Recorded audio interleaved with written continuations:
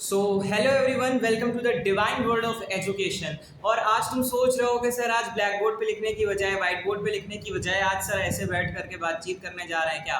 तो नहीं, बातचीत नहीं करने जा रहे हैं। आज तुम लोगों के लिए लेकर आए हैं सीबीएसई बोर्ड का सैम्पल पेपर। हाँ, सैम्पल पेपर लॉन्च हुए बहुत टाइम हो गया है और आज हम इसको सॉल्व करने जा रहे हैं तुम्हारे लिए।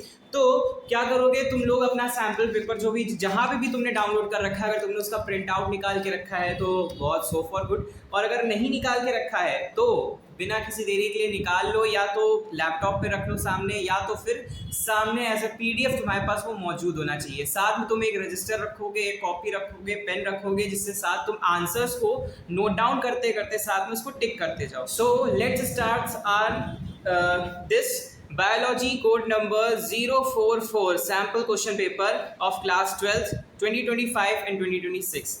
तो आप देख रहे हैं यहाँ पर मैक्सिमम मार्क्स 70 नंबर का है और टाइम आपको 3 घंटे का दिया जा रहा है। So you must ensure that 3 घंटे में आपका पेपर कंप्लीट हो जाए। ठीक है, और आप देख सकते हैं इंस्ट्रक्शन से शुरुआत करते हैं। इंस्ट्रक्शन लिखा हुआ है that all questions are compulsory, या सारे क्वेश्चंस आपको करने हैं। और इस क्वेश्चन पेपर में कि कितने क्वेश्चंस हैं? 33 क्वेश्चंस हैं। और ये जो 33 क्वेश्चंस है ना, ये ई सेक्शन तक गए हुए, यानी 5 सेक्शन है, A B C D and E.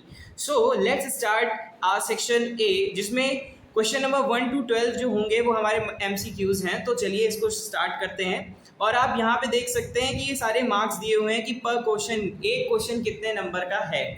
सो उस हिसाब से हम आगे बढ़ते हैं। तो देखिए, जब बात की जा रही है that the male gametes are formed by, आप पहले तो आपको ये देखना होगा कि ये जैसे मेल गैमीट किसके रेफरेंस पे पूछा गया है। फ्लावर के रेफरेंस पे पूछा जा रहा है, या तो फिर पूछा जा रहा है आपसे ह्यूमन के रेफरेंस में। जब हम इसके ऑप्शंस पे जा रहे हैं तो आप ये देख सकते हैं कि इसमें mitotic division of nucleus of vegetative cell, जब आपने वेजिटेटिव सेल देखा, इसका मतलब ये फ्लावर के रेफरेंस पे पूछ रहा है। ठीक है, अब देखो, आपको पता है कि मेल गैमीट्स जो भी होते हैं वो वेजिटेटिव सेल, क्या ये बताओ, वेजिटेटिव सेल से बनते हैं? क्या दिया गया है? Vegetative cell. क्या वेजिटेटिव सेल से बनते हैं? याद करो जरा, क्या पढ़ाया था आपको? वेजिटेटिव सेल से वो नहीं बनते हैं। वो किससे बनेंगे? जनरेटिव सेल से बनेंगे। किससे बनेंगे? जनरेटिव सेल से बनेंगे। और यहाँ पे एक चीज और दी गई है, या तो उसमें माइटोटिक डिवीजन होगा या मियोटिक डिवीजन होगा। तो बताओ जरा, ध्यान से सोचो। हमने आपसे ये कहा था कि मियोटिक डिवीजन जब भी होगा तो यानी कि एक सेल से पहले 2 सेल बनेंगे, उसके बाद इन दोनों से 2 और बन जाएंगे। सो basically this is your meiotic division, यानी कि ये कैसा डिवीजन है? रिडक्शनल डिवीजन है। ठीक है, लेकिन जब हम बात करते हैं हमारे माइटोटिक डिवीजन की, तो जो माइटोटिक डिवीजन होता है वो एक इक्वेशनल डिवीजन होता है। ठीक है, इक्वेशनल डिवीजन होगा। सो यानी कि यहाँ पे हमारा ऑप्शन नंबर सी जो है वो करेक्ट हो जाएगा, mitotic division of nucleus of generative cell. अच्छा बच्चे, इधर भी कंफ्यूज होते हैं कि वेजिटेटिव सेल की बात की जा रही है और जनरेटिव सेल की बात की जा रही है। तो जो वेजिटेटिव सेल जो होगा वो क्या है और जनरेटिव सेल क्या है? वेजिटेटिव सेल बताया था, वेजिटेटिव सेल क्या करेगा?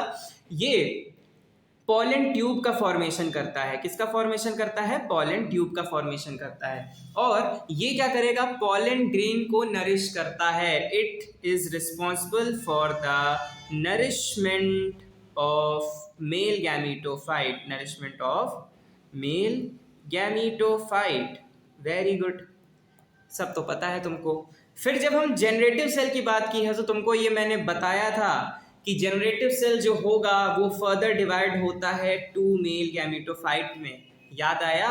40% ऑफ एंजियोस्पर्म्स में ये पहले ही 60% ऑफ एंजियोस्पर्म में ये at a condition of generative cell ही शेड हो जाते हैं पॉलन ग्रेन्स, और रेस्ट 40% ऑफ एंजियोस्पर्म में ये क्या करेंगे? मेल गैमीटोफाइट बना के ही शेड करेंगे। सो हमारा करेक्ट आंसर क्या हो गया? ऑप्शन नंबर सी। आई बात समझ में? आई होप ये क्वेश्चन क्लियर हो गया होगा आपको। अब देखिए आगे बढ़ते हैं। तो हमारे पास क्वेश्चन नंबर 2 भी जो है वो बॉटनी से ही आया हुआ है। ठीक है, क्या पूछा जा रहा है आपसे? आपसे पूछा जा रहा है द प्राइमरी एंडोस्पर्म न्यूक्लियस। बहुत बढ़िया, ये हमने लास्ट लेक्चर में कवर किया है। Is formed by the fusion of which of the following, यानी कि ये तुमसे किससे रिलेटेड पूछ रहा है? डबल फर्टिलाइजेशन, जो मैंने तुमको पढ़ाया था, याद आया? डबल फर्टिलाइजेशन का क्वेश्चन यहाँ पे तुमको पूछा गया है। ठीक, डबल फर्टिलाइजेशन से क्वेश्चन आया है, इसका मतलब डबल फर्टिलाइजेशन में मैंने तुमको क्या बताया था कि सिनगैमी होगी और क्या होगा, ट्रिपल फ्यूजन होगा। क्या होगा, ट्रिपल फ्यूजन होगा। ठीक है, यानी कि ये क्वेश्चन किससे आया है, ट्रिपल फ्यूजन से आया है। क्या पूछा जा रहा है, प्राइमरी एंडोस्पर्म, यानी कि एंडोस्पर्म का जो फॉर्मेशन होगा वो किससे हो रहा है। तो आपको जाहिर सी बात है, आपको पता होगा कि a male gametophyte and two polar nuclei. Very good, आगे बात समझ में। एक मेल गैमीटोफाइट होगा, मेल गैमीट होगा, और एक और दो क्या होंगे तुम्हारे, टू पोलर न्यूक्लियाई। यहीं पे ये कंडीशन कैसी बनती है, पेन की कंडीशन क्या होगी तुम्हारी, ट्रिप्लॉइड कंडीशन होती है बेटा। क्या होती है, ट्रिप्लॉइड कंडीशन होती है। ठीक है, तो ये ट्रिपल फ्यूजन का क्वेश्चन आया था और बच्चे इसमें बहुत कंफ्यूज होते हैं। इस बात को ध्यान से समझना कि क्वेश्चन तुमसे क्या पूछ रहा है और क्या नहीं पूछ रहा है। सो सेकंड का हमारा बी ऑप्शन करेक्ट हो जाएगा बेटा ऑटोमेटिकली। ओके, अब जब बात की जा रही है क्वेश्चन नंबर 3, ये आया है आपके ह्यूमन रिप्रोडक्शन से, यानी जूलॉजी का फर्स्ट चैप्टर जो है ह्यूमन रिप्रोडक्शन से आया है। कहा जा रहा है कि during the menstrual cycle of a human female, females की बात की जा रही है यहाँ पे, formation of Graafian follicle is stimulated by secretion of which of the following gonadotropic hormone। अच्छा ठीक है, अब आपको यहाँ पे एक चीज समझाते हैं कि जो ग्राफियन फॉलिकल्स होते हैं, सबसे पहले तो जो फॉलिकल स्टेज आती है, ठीक है, ग्राफियन फॉलिकल्स के बाद ही तुम्हारा कॉर्पस ल्यूटियम बनता है। ठीक है, सो ये तो बात हो गई तुम्हारे इस हार्मोन्स की। बट यहाँ पे पूछा जा रहा है कि formation of Graafian follicle is stimulated by the secretion of which of the following hormone. So तुम यही चीज ध्यान रखना कि कॉर्पस ल्यूटियम के लिए एस्ट्रोजन और प्रोजेस्टेरॉन रिस्पॉन्सिबल होते हैं ज्यादातर, और ग्राफियन फॉलिकल तक के फॉर्मेशन के लिए हमारे पास FSH एंड LH है। So what is this FSH and LH? तो FSH है हमारा फॉलिकल स्टिमुलेटिंग हार्मोन, और LH हमारा क्या है, LH है हमारा ल्यूटिनाइजिंग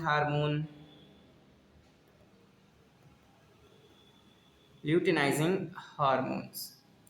ये सब किसके लिए रिस्पॉन्सिबल हैं? ये जो जितने भी हार्मोन्स दिए गए हैं, एस्ट्रोजन, प्रोजेस्टेरॉन, ये सब किसके लिए रिस्पॉन्सिबल है? For the menstrual cycle of a female. ठीक है, मेंस्ट्रुअल साइकिल पे आपको मैंने 4 स्टेजेस बताएंगे। ठीक है, सो उसमें 4 स्टेजेस कौन कौन से आते हैं जरा वो भी देख लेते हैं एक बार। 4 स्टेजेस तुम्हारे आएंगे मेंस्ट्रुअल साइकिल में। सबसे पहले तो मेंस्ट्रुएशन पीरियड आएगा, जिसमें फीमेल्स को पीरियड्स होते हैं। ठीक है, उसके बाद फिर तुम्हारा आएगा ओव्यूलेशन, फिर आते हैं तुम्हारे ल्यूटिनाइजिंग स्टेज, फिर होता है उसका मैच्योरेशन स्टेज। सो ये हम सब कवर करेंगे ह्यूमन रिप्रोडक्शन के चैप्टर में। सो बेसिकली हमारा ये क्वेश्चन का करेक्ट आंसर है FSH and LH। So let's move towards the question number 4। अब देखो, ये क्वेश्चन बहुत ही ज्यादा इंपॉर्टेंट है और बच्चे इसमें कंफ्यूज होंगे 100%। ये तुमको कंफ्यूज करने के लिए ही दिया गया है। ठीक है, इसमें पूछा जा रहा है that the experimental proof on the thermal stability of genetic material, यानी किसकी बात हो रही है यहाँ पे भाई साहब? DNA की।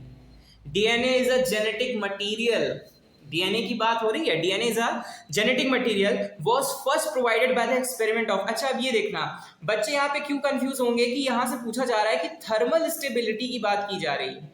जब आप हर्शे एंड चेज का एक्सपेरिमेंट देखते हैं, सो इन्होंने ये चीज बिल्कुल प्रूफ कर दी थी कि DNA है जेनेटिक मटेरियल। ठीक है, DNA is a genetic material, ये चीज फुली प्रूफ कर दी थी बिना किसी वाद विवाद के। सो हर्शे एंड चेज, और आपको बताया था कि हर्शे एंड चेज जो है उन्होंने कौन सा एक्सपेरिमेंट किया था? हर्शे एंड चेज ने लिया था बैक्टीरियोफेज वायरस। क्या लिया था? बैक्टीरियोफेज वायरस लिया था। ठीक है, सो हमको थर्मल स्टेबिलिटी पूछ रही, क्या बैक्टीरियोफेज वायरस में थर्मल स्टेबिलिटी DNA की मिली थी? नहीं मिली थी भाई साहब। और मेल्सन एंड स्टैलिन, ये इन्होंने तो DNA पे कुछ भी काम किया, लेकिन हमने ये चीज पढ़ी ही नहीं है। फ्रेडरिक ड्रिफ्ट, वेरी गुड, ये this is the right answer. इन्होंने क्या किया था? इन्होंने वो माउस वाला एक्सपेरिमेंट जो तुम पढ़ते हो ना, कि एस स्ट्रेन लिया और एस स्ट्रेन जो था वो लाइव था, ठीक, और आर स्ट्रेन भी लाइव था, बट उसके कुछ कॉन्सिक्वेंसेस थे जो हम genetics sorry molecular basis of inheritance chapter में पढ़ने वाले हैं, जिसमें हम पढ़ेंगे DNA is a genetic material. So basically third option is our right. When we moving towards our fifth question, so we can see that the short stretches of DNA used to identify the complementary sequence in a samples are called.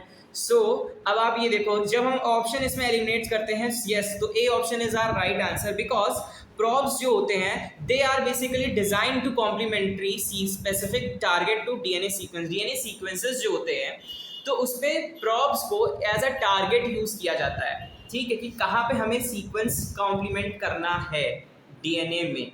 So basically fifth को हमारा correct answer हो जाएगा ए. अब हमको बतानी है select the incorrect statement, question number 6 among the following. Okay, let's start reading the statement. इसमें हमको स्टेटमेंट्स रीड करनी पड़ेंगी. सो बेसिकली ये दिया गया है हमारा that p square plus 2pq plus q square is equals to 1. This is the equation. This is a binomial expression of p plus q square. Yes, it is true. It is true. ठीक है. Now आगे बढ़ते हैं. When frequency measured differs from expected values, the difference direction indicates the extent of evolutionary change. Yes, this is also true. Now, Hardy-Weinberg principle says that the phenotype frequencies in a population are stable and constant from generation to generation. No, they are not constant from generation to generation. Her generation में कुछ ना कुछ variation देखने को मिलता है, ठीक है. सो यहाँ पे हमारा स्टेटमेंट फॉल्स हो गया और हमको क्या पूछा गया, incorrect statement. So C is the correct answer. C is the correct answer. Okay, moving towards next. अब देखो, एल्बिनिज्म जो होता है, एल्बिनिज्म बेसिकली एक डिसऑर्डर होता है where melanin is not completely present in humans. बात करें ह्यूमंस की तो बहुत से लिजार्ड्स में भी एल्बिनिज्म की बीमारी देखने को मिलती है. एल्बिनिज्म एक डिसऑर्डर है, ठीक है. आपने गोरे बच्चे देखे होंगे, कई बार ऐसे देखना कि जिसका पूरा शरीर जो होता है वो नॉर्मल ह्यूमन स्किन से काफ़ी अलग होता है. They must be some pinkish colour और वाइट होते हैं, ठीक. उनमें मेलानिन की कमी होती है, ठीक. सो वो डिसऑर्डर क्या होता है, basically that is a albinism. This is a genetic disorder. ये ध्यान रखना. कई बार क्वेश्चन ये भी आता है कि आपको 3-4 डिसऑर्डर्स दे दिए गए और उसमें से पूछा गया कि कौन सा क्रोमोसोमल डिसऑर्डर है, कौन सा जेनेटिक डिसऑर्डर है, या कौन सा मेंडेलियन डिसऑर्डर है. So albinism is a genetic disorder. So इस बात का ध्यान रखना. सो अब हमसे पूछा गया है albinism is known due to the autosomal recessive mutation. जब भी रेसेसिव आ जाए, रेसेसिव की बात करे जाएगी जब कभी भी, तो हमेशा ध्यान रखना 50% या 50% से कम होगा, ठीक है, या लेस देन 50% होता है हमेशा. आई बात समझ में. सो ऑटोसोमल रेसेसिव कैरेक्टर की बात जब की जा रही है, म्यूटेशन क्या होता है, चेंजमेंट. बेसिकली म्यूटेशन को एज अ डिसऑर्डर ही ट्रीट किया जाता है. मान लो किसी भी जीन में म्यूटेशन हो जाए, अब मान लो क्या होगा, जैसे फॉर एग्जांपल एल्बिनिज्म की बात की जा रही है, तो एल्बिनिज्म में क्या होता है कि मेलानिन की कमी रहती है. अब ये बताइए कि आप कभी देखेंगे कि जो एल्बिनिज्म से डिसऑर्डर जो एल्बिनिज्म है वो किसी को अगर है तो उनके पेरेंट्स नॉर्मल होते हैं, ठीक है. इसका मतलब वो ट्रेड जो था वो म्यूटेंट हो गया है, उसमें थोड़े से बदलाव आ गए हैं, इसलिए वहाँ पे एल्बिनिज्म यानी मेलानिन की कमी हो रही है. So the first child of a couple with normal skin pigmentation was an albino. Albino carrier है, ठीक है. What is the probability that the second child will also be an albino, ठीक है. इसकी क्या रहेगी, 25%. आप पनेट स्क्वायर बना करके इसको ध्यान से देख सकते हैं, ठीक है. सो 25% चांसेस हैं कि बच्चा जो दूसरा बच्चा भी होगा वो एल्बिनो होगा. क्यों? क्योंकि एल्बिनो यानी कि उसमें नॉर्मल स्किन है लेकिन वो कैरियर निकल रहा है, ठीक है. वैसे तो मोस्टली फीमेल्स ही कैरियर होती हैं और यहाँ पे एल्बिनो दिया है, यानी कि जो फर्स्ट बेबी और सेकंड बेबी हैं वो दोनों कैसे रहेंगे, फीमेल रहने वाली, डॉटर्स होंगी उनकी. नाउ अब देखो नेक्स्ट क्वेश्चन जो है, इन क्रिकेट स्पीशीज, ये क्रिकेट तुम्हारा विराट कोहली और राहुल शर्मा वाला नहीं है, ठीक. इसमें पूछा गया है कि in cricket species the second produce of rubbing. Cricket species basically bats के लिए भी यूज होता है, ठीक है, तो इस चीज़ का ध्यान रखना। बैट्स के लिए यूज़ होता है, और कई बार तुमने फ्लाइज ऐसी देखी होंगी, जो नॉर्मल हाउस फ्लाइज की बात नहीं कर रहा हूँ, नॉर्मल जो क्रिकेट फ्लाइज होती हैं, जैसे कई बार कॉकरोचेस में भी ये फीचर्स देखने को मिल जाता है। So in cricket species the sound produce by rubbing the wings और legs together may play a crucial role in attracting mates. any change in the morphology of cricket legs could potentially affect their ability। अब देखो यहाँ पे तुमको ना cricket species के बारे में एक बहुत बढ़िया फीचर देखने को मिल गया कि जो क्रिकेट स्पीशीज़ होती है ना, ये क्या करती हैं, अपने मेट्स यानी कि at a time of reproduction copulation अपने मेट्स को अट्रैक्ट करने के लिए ये क्या करती हैं, विंग्स और लेग्स के माध्यम से को रब करके एक साउंड प्रोड्यूस करती हैं। ठीक है, ताकि क्या होता है कि जो इनके मेट्स होते हैं, समटाइम इट मेल्स, जैसे मेल मेट्स जो होते हैं वो इनसे अट्रैक्ट हो जाते हैं। अब देखो तुमको स्टेटमेंट ये दी गई है कि a mutant cricket had thicker hind legs, what would you expect of these cricket species. अच्छा, अब ये तुमसे कहा गया है कि एक म्यूटेंट क्रिकेट है, म्यूटेंट यानी कि उसमें डिसऑर्डर है, जिसके लेग्स कैसे हैं, हिंड लेग्स कैसे हैं, थिकर हैं। नॉर्मली वो थिन होते हैं, लेकिन म्यूटेंट डिसऑर्डर की वजह से उसके लेग्स कैसे हो गए, थिक हो गए हैं। तो क्या इफेक्ट पड़ना चाहिए क्रिकेट स्पीसीज में? Let's start. A leg mutation will not lead to the specialization if they diversity into new habitat। No, ये तो हमारी स्टेटमेंट फॉल्स हो गई। क्यों फॉल्स हो गई? इसका रीज़न ये है कि एक बात बताओ, जब म्यूटेशन हो गया इसका मतलब वो असर तो करेगा कहीं ना कहीं, और जब हिंड लेग्स ही थिक हो गए तो यानी कि वो साउंड प्रोड्यूस करने में एबल नहीं होगा। They are not capable for producing the sound for interacting their mates. So A statement जो हो गई वो हमारी क्या हो गई, फॉल्स हो गई। The leg mutation will have little effect on the external features and therefore have little effect on specialization। No, this is also false। ठीक, the leg mutation will have no effect on behavior। ये भी बात नहीं है, ये भी गलत है। हमने अभी डिस्कस किया कि यार इफेक्ट तो पड़ना है। तो legs right to the yes, reproduction में उनकी दिक्कत होगी, वो इफेक्ट ही नहीं कर पाएंगे। अभी मैंने तुमको बताया, जैसे ही थिक लेग्स होंगे तो वो अपने जो मेट्स को अट्रैक्ट ही नहीं कर पाएंगे। क्यों? क्योंकि वो साउंड ही नहीं प्रोड्यूस कर पाएंगे। So D is our correct option. इस बात का ध्यान रखना, गड़बड़ मत करना। क्या पूछा जा रहा है क्वेश्चन में, ये तुमको याद करना बहुत ज़रूरी है। और ये तुमको कैसे याद होगा? पढ़ने से। सो मेक प्रैक्टिस कि तुम डेली पढ़ो, डेली पढ़ने की प्रैक्टिस करो। एक दिन ले लो, समय ले लो, जब तुमको पढ़ने का बिल्कुल मन नहीं है तो बिल्कुल ना पढ़ो, बट बाकी दिन पढ़नी है तो पढ़ना है। Okay, next. Okay, very good question. ये जो हमारा क्वेश्चन है ये किससे रिलेटेड आया है? ह्यूमन हेल्थ एंड डिसीज से रिलेटेड है। ठीक है, ह्यूमन हेल्थ एंड डिसीज से क्वेश्चन आया है। क्वेश्चन क्या पूछ रहा है तुमसे कि प्लाज्मोडियम यानी कि यहाँ पे बात किसकी की जा रही है? ऑब्वियसली, अच्छा चलो इन्होंने दे रखा है मलेरिया की बात की जा रही है। और प्लाज्मोडियम का पूरा नाम क्या होता है बेटा? प्लाज्मोडियम वाइवैक्स होता है। प्लाज्मोडियम वाइवैक्स, ठीक है, इसके नीचे underline, because we are writing is as a scientific name. So this is Plasmodium vivax. अब देखो बात यहाँ पे की जा रही है तुम्हारे पास, identify the correct sequence of the pathogen. अब देखो यहाँ पे तुम्हारे स्टेजेस जो दी गई हैं, स्टेज 1 जो है stage of a pathogen as it transferred by a vector bite. आपसे मैंने बताया है कि जैसे ही कोई वेक्टर काटता है, ठीक है, सो वो क्या रिलीज करेगा? स्पोरोजोइड्स रिलीज करेगा। वो क्या करेगा? स्पोरोजोइड्स रिलीज करेगा। वो स्पोरोजोइड्स ह्यूमन के लीवर में जाते हैं। कहाँ जाते हैं? लीवर में जाते हैं। फिर लीवर से फिर कहाँ क्या करेंगे? अच्छा देखो, लीवर का मेन फंक्शन क्या होता है? बाइल पिगमेंट्स रिलीज करना, ठीक है।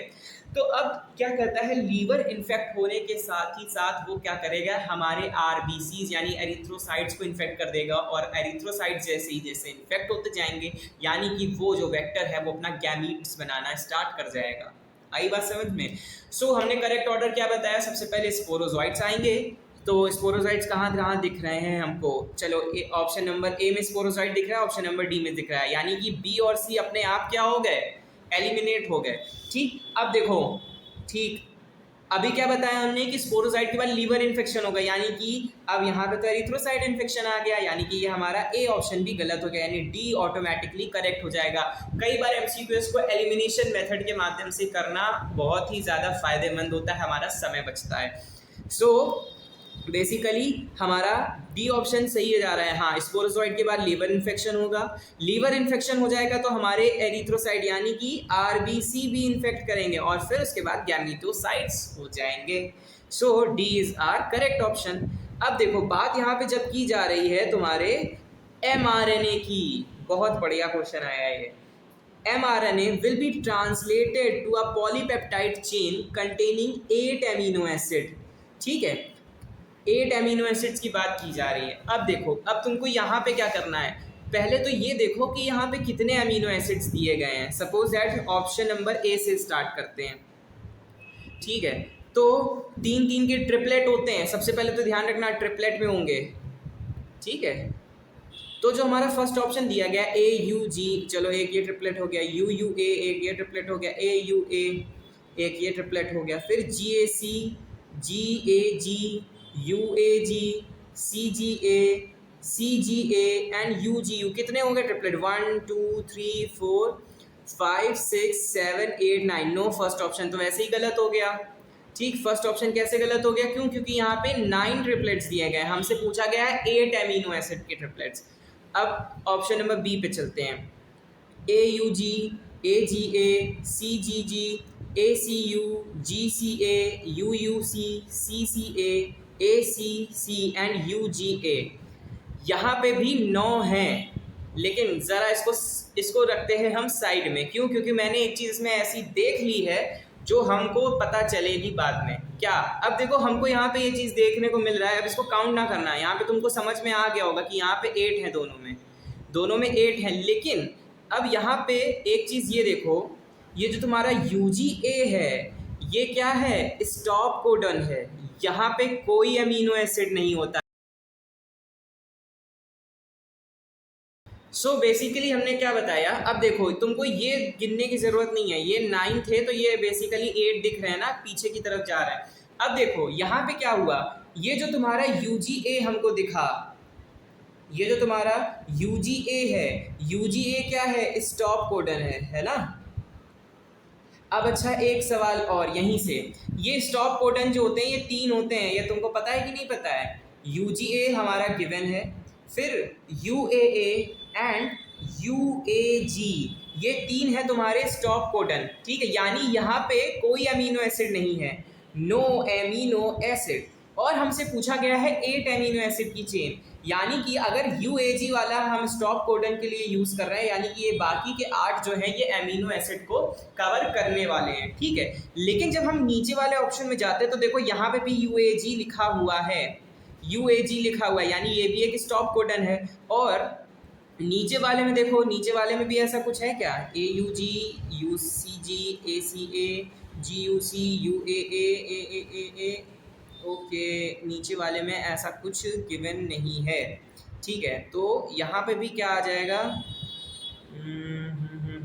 वैसे होना चाहिए यहाँ पर, कहीं देखो कुछ मिस तो नहीं कर रहे हैं, ये चीज़ देखते जाना। अरे हाँ, दिखा तो है, ठीक। सो ये थर्ड वाले में भी हमारा स्टॉप कोडन का यूज़ हो गया है, इसलिए हमारा जो ये प्रेजेंट है, सॉरी, जो ऑप्शन नंबर बी है वो ऑटोमेटिकली हमारा करेक्ट हो रहा है। क्यों? क्योंकि यहाँ पर ये जो स्टॉप कोडन दिया हुआ है, ठीक, ये क्या है? हमारा यूज़ हो रहा, बाकी सारे 8 अमीनो एसिड जो हैं हमारे वो पेयर में है, ठीक है। बाकी सारे 8 जो हैं वो अमीनो एसिड को पेयर करेंगे। यहाँ पर एक जो बात की जा रही है, ये ये 4 में कभी कोडन नहीं आता है, इसलिए ये वाला ऑप्शन एलिमिनेट कर रहे हैं। नेक्स्ट जब बात करते हैं, in order to isolate the genetic material of a bacterium, bacterium को कभी भी आइसोलेट करोगे तो उसके DNA, यानी बैक्टीरिया का जेनेटिक मटीरियल क्या है? DNA ही है ऑब्वियसली। लाइसोजाइम लेने के बाद राइबोन्यूक्लियस, फिर प्रोटीएज, फिर चिल्ड एथेनॉल से हम आखिरी में उसको आइसोलेट करते हैं। कभी बैक्टीरिया से रिलेटेड कोई भी क्वेश्चन आए कि बैक्टीरिया को कैसे आइसोलेट करा जाएगा, आपके प्रैक्टिकल्स के लिए भी बता दें तो chilled ethanol is always suitable. Okay, so ये हो गया हमारा 11th क्वेश्चन डन। फिर 12th number, integrated pest management involve using pesticide, insecticide judicially, yes. Using biocontrol agents, yes. Engaging in organic farming, no. Pesticide को कैसे control किया जा रहा है भाई? उनको एंगेज नहीं कर देंगे ऑर्गेनिक फार्मिंग में, यानी both A first and second are true. Now अब हमारे यहाँ से स्टार्ट हो रहे हैं असर्शन एंड रीजन. इसको बहुत ही ध्यान से समझना. चलो हमको क्या करना है, 13 to 16 में असर्शन रीजन करना है और हमको यहाँ पे ऑप्शन टिक करने हैं. सो हमारा क्वेश्चन दिया गया है, the ability of the pistil to recognize the pollen is the result of a continuous dialogue between pollen and pistil. अब देखो क्या पूछा गया है, ability of pistil to recognise. तो ये पॉलन पिस्टिल इंटरेक्शन में जब हमने तुमको पढ़ाया था तो तुमको बताया था कि पॉलन ग्रेन सबसे पहले एबल देखेगा कि भाई जो पॉलन ग्रेन है वो कैपेबल है कि नहीं, वो किसी और फ्लावर का तो नहीं आ गया, वो हमारी ही स्पीशीज का होना चाहिए. इसलिए इसको कहते हैं ability to check the pollen is result of continuous dialogue. अब देखो रीजन देखते हैं. रीजन क्या दिया गया है कि the electrical dialogue allows a compatible pollen to germinate. अब बच्चे यहाँ पे क्या गलती करते हैं, बच्चे यहाँ पे ये गलती करते हैं कि वो देखते हैं कि अच्छा कंपैटिबल पॉलन जर्मिनेशन दिया गया है, ये एनसीईआरटी में लिखा था, लेकिन ये गलत रीजन है. ये रीजन गलत हो जाएगा. क्यों गलत हो जाएगा? क्योंकि बेटा तुमने एनसीईआरटी की इतनी लाइन पढ़ी लेकिन आगे लिखा था इलेक्ट्रिकल की जगह केमिकल. इलेक्ट्रिकल की जगह क्या लिखा हुआ था, केमिकल लिखा हुआ था. इसलिए हमारा ये रीजन जो है ये गलत हो गया और हमारा एजर्शन क्या है, एजर्शन सही है. सो हमारा यहाँ पे ऑप्शन क्या आ जाएगा, हमारा ऑप्शन यहाँ पर ये आ जाएगा कि option number C, A is true but R is false, यानी R is not the correct reason for assertion number A. So यानी कि इसमें हमारा ऑप्शन क्या आ गया, C आ गया. Now assertion number 2 यानी 14 नंबर क्वेश्चन पे आते हैं. Some organisms are better adapted to survive in otherwise hostile environment. इसका रीजन क्या लिखा हुआ है, adaptive ability to inherit the genetic basis. अब आप ये समझिए, आप कोई ऑर्गेनिज्म से डील कर रहे हैं और आपने ये चीज़ देखी हुई है कि वो क्या करता है, अडेप्टेशन कर लेता है. सपोज दैट अभी आप गर्मी चल रही है, ठीक है, जैसे जैसे आप मान लीजिए आप शिफ्ट करेंगे नवंबर टू दिसंबर तो आपको ठंड लगनी शुरू हो जाएगी. यानी आपकी बॉडी क्या कर रही है, इन्वायरमेंट के बेसिस पर अपने आप को, अपना नेचर अडेप्ट कर रही है. जैसा इन्वायरमेंट चल रहा है ठीक उस तरह से आप अडेप्ट कर रहे हैं. अब आपको कम ठंड लग रही है यहाँ पर कानपुर में या उत्तर प्रदेश में, आपको कम ठंड लग रही है, लेकिन यही अगर आप चले जाएंगे कश्मीर साइड तो आपको ऐसा करना पड़ेगा कि आपको 4 स्वेटर पहनने पड़ेंगे, 2 जैकेट पहननी पड़ेगी.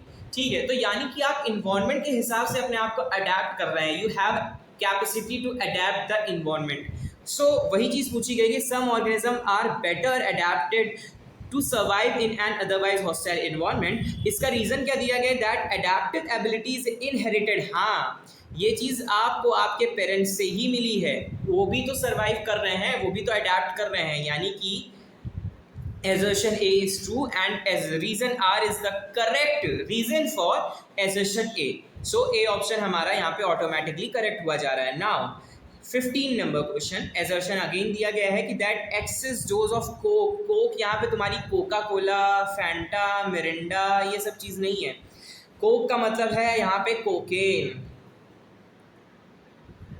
कोकेन की बात की जा रही है. कोकेन क्या है, एक ड्रग्स है, ड्रग्स की बात की गई है. और क्रैक प्रोड्यूसेस, साथ में ये जो तुम्हारा चरस, गांजा, ये सब चीज़ें जो है, अफीम की बात की जा रही है ड्रग्स की. A sense of euphoria. Euphoria का मतलब होता है फीलिंग ऑफ हैप्पीनेस. यूफोरिया का मतलब होता है फीलिंग ऑफ हैप्पीनेस. कई बार आपने देखा होगा नोएडा, दिल्ली या फिर ये जो हमारे वो क्या कहते हैं स्टूडेंट वाले, बैंगलोर हो गया, स्टूडेंट और जो हमारे अनएम्प्लॉयड पीपल रहते हैं तो वो क्या करते हैं, वो ड्रग्स का यूज़ करते हैं अपने आप को टू फील गुड कराने के लिए. सो यहाँ पे जब बात की जा रही है यूफोरिया की, यूफोरिया मतलब होता है feeling of happiness.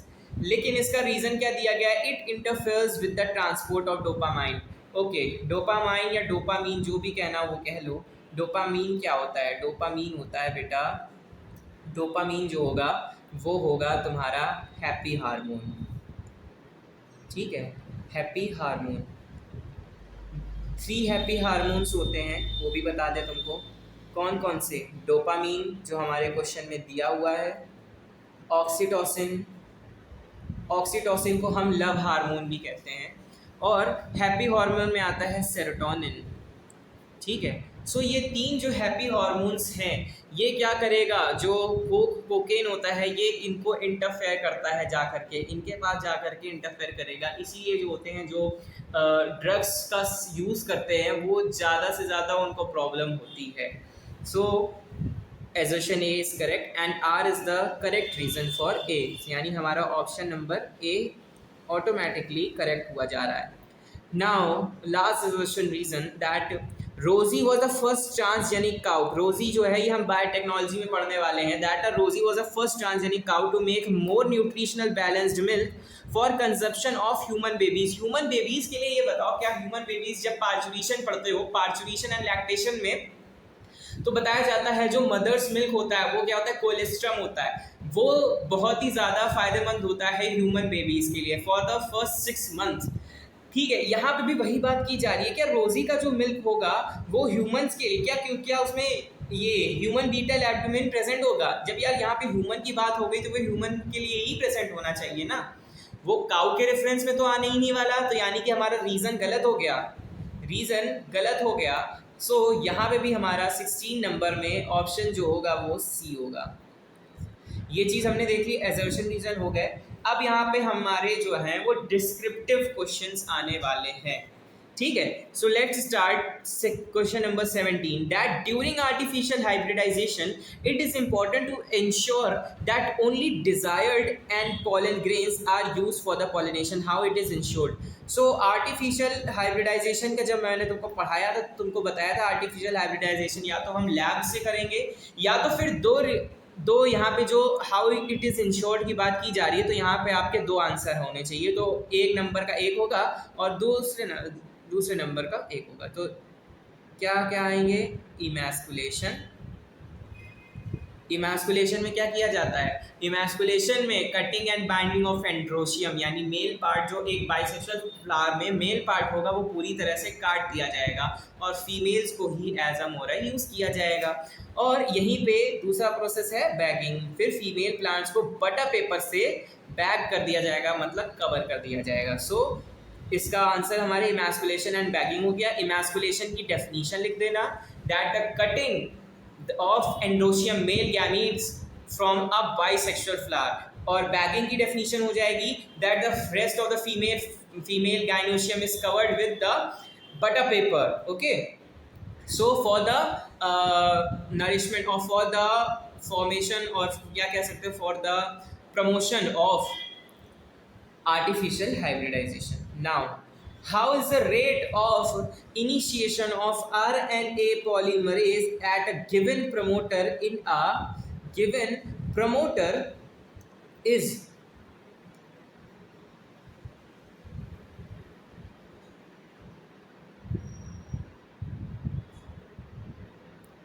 Transcriptional unit of prokaryotes regulated. जब यहाँ पे बात की जा रही है आरएनए पॉलीमरेज की, तो यानी कि इसका सिंपल रीजन ये होगा कि जो भी ये आरएनए पॉलीमरेज कैसे रेगुलेट करेंगे, they are regulated by accessory proteins.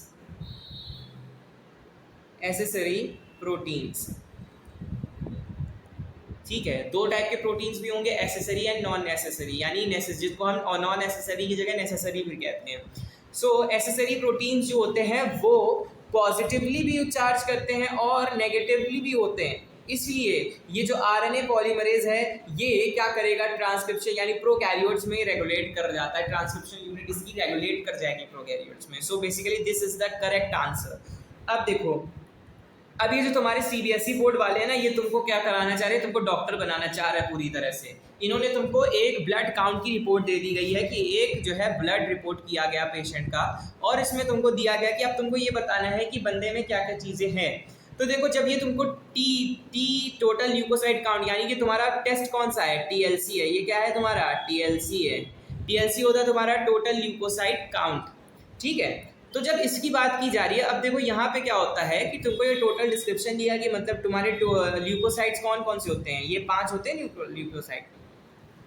Observe value दी गई कि जो पेशेंट है उसमें 1100 TLC जा रहा है, होना कितना चाहिए 4400 से 11,000 तक, लेकिन इसका कितना है 1100, यानी ये कम है, लो है। TLC काउंट इसका क्या है, लो है।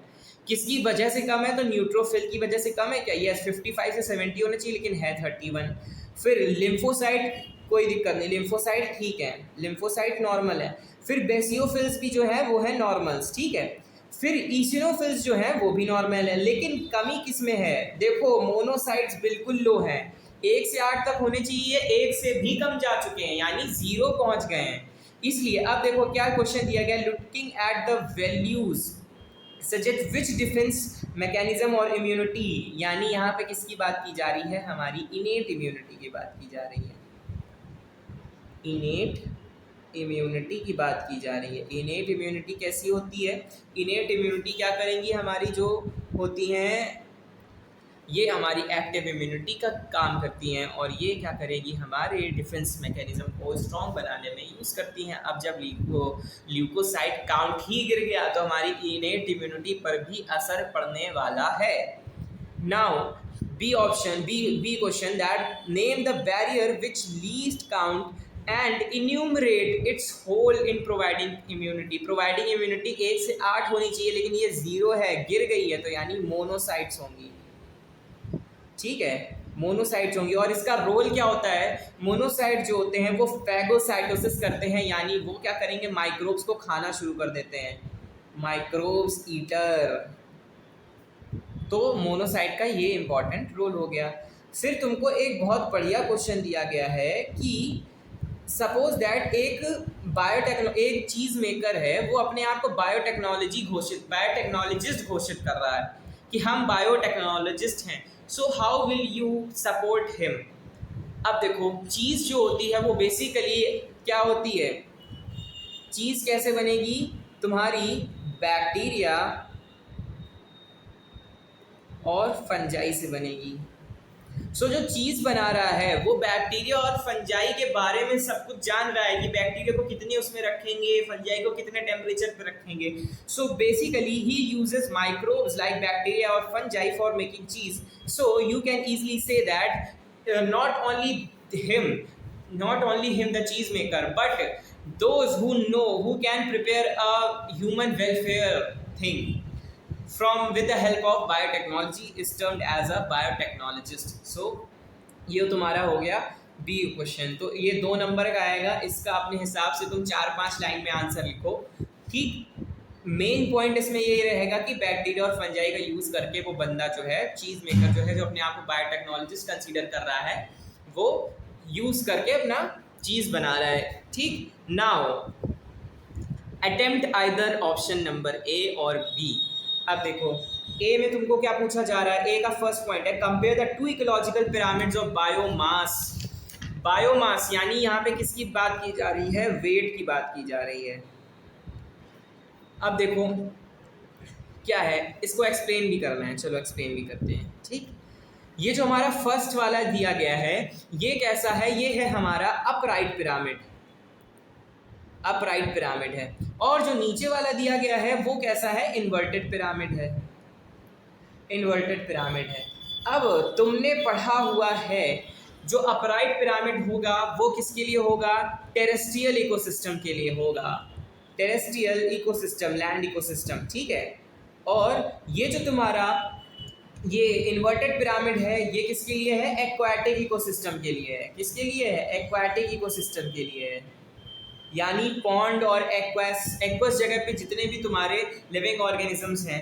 अब देखो तुमको मैंने जब ये चीज़ बताई है टेरेस्ट्रियल इकोसिस्टम की बात की जा रही है, तो यानी ये जो तुम्हारे पीपी, ये पीपी क्या है, तुम्हारे प्राइमरी प्रोड्यूसर्स हैं। क्या है, प्राइमरी प्रोड्यूसर्स, यानी कि यहाँ पे तुम लिख सकते हो ग्रास, बहुत बढ़िया, ग्रास का बायोमास सबसे ज़्यादा होगा 809। फिर उसके बाद ग्रास के ऊपर जो जो लोग रह रहे हैं जिनको हम प्राइमरी कंज्यूमर कह रहे हैं, तो वो कौन से होंगे तुम्हारे, वो तुम्हारे ग्रास के ऊपर जो लैंड में तुम्हारे दिख रहे हैं तुमको, कौन कौन से होंगे, ज़रा सोच करके बताओ। ग्रास के ऊपर तुम्हारे ग्रास होपर्स होंगे, कीड़े मकोड़े और जो आते हैं उनका बायोमास और कम होगा, वो कुछ क्वांटिटी में होंगे। फिर उससे ऊपर तुम्हारे सेकेंडरी कंज्यूमर आएंगे, उनका बायोमास 11 दिया गया है। फिर टर्शरी कंज्यूमर का 1.5 दिया गया, जिसमें तुम्हारे ह्यूमंस वगैरह भी आ रहे हैं। सो ये हमने एक्सप्लेन कर दिया तुम्हारा biomass of terrestrial ecosystem, that is upright direction. अब बात की गई है, जब तुम्हारा फिगर नंबर 2 दिया गया है तो इसमें तुम्हारे केवल 2 दिए गए हैं, यानी कि प्राइमरी प्रोड्यूसर और प्राइमरी कंज्यूमर, यानी कि ये एक्वाटिक सिस्टम के रेफरेंस में है। तो ये जो होंगे ये हमारे होंगे फाइटोप्लैंक्टॉन्स, फाइटोप्लैंक्टॉन्स, डाइएटम्स, याद आया क्राइसोफाइट्स 11th में पढ़ाया था। और ये तुम्हारे होंगे जूप्लैंक्टॉन्स। जब हमारा ग्राफ और ये पिरामिड इन्वर्टेड हो गया तो यानी ऊपर वाले जितने भी होंगे उनसे अपोजिट हमारा ग्राफ या पिरामिड चला जाएगा। अब बात की जा रही है construct an ideal pyramid of energy, जिसमें एनर्जी कितनी है 2 लाख जूल्स फ्रॉम सनलाइट है। ठीक, अब देखो इसको एक पिरामिड यहीं पे ड्रॉ करके तुमको दिखाते हैं। 2 लाख एनर्जी आ रही है सन से, ठीक है, कितनी आ रही है 2 lakhs। इसको बनाने का सबसे बढ़िया तरीका तुमको एक शॉर्ट ट्रिक ये बता रहे हैं, जितनी मान लो अगर 1 लाख एनर्जी दी होती तो पहले वाले से 2 जीरो कम करना, बाकी सबसे एक एक जीरो कम करते जाना, तुम्हारा आंसर आ जाएगा। कंस्ट्रक्ट एक पिरामिड बना रहे हैं, चलो पिरामिड बनाते हैं। 2 लाख एनर्जी थी तो यानी ये प्रोड्यूसर्स जो हो जाएंगे वो कितने के हो जाएंगे 2000 जूल के, ठीक है। फिर प्रोड्यूसर के बाद तुम्हारे आए प्राइमरी कंज्यूमर, तो ये कंज्यूमर्स कितने के हो जाएंगे 200 जूल के। फिर सेकेंडरी कंज्यूमर्स जो आ जाएंगे, सेकेंडरी कंज्यूमर्स जो आ जाएंगे वो हो जाएंगे तुम्हारे 20 जूल के। और जो तुम्हारे टर्शरी कंज्यूमर्स आ जाएंगे वो हो जाएंगे फिर तुम्हारे 2 जूल के। सो ये हमारी आइडियल पिरामिड ऑफ एनर्जी बन करके तैयार हो गई। अब देखो जो भी विजुअली इम्पेयर्ड स्टूडेंट्स हैं उनके लिए भी जो क्वेश्चन दिया गया है उसके आंसर सेम है, जैसा मैंने ऊपर बताया और जैसा मैंने नीचे बताया, ठीक है। सो आई होप अब इसको समझने की ज़रूरत नहीं पड़ेगी, अब जो बताया है वो अच्छे से तुम लोग समझ लोगे, ठीक है। सो इसमें मैं लिख देता हूँ सेम एज अबव, सेम, ठीक है।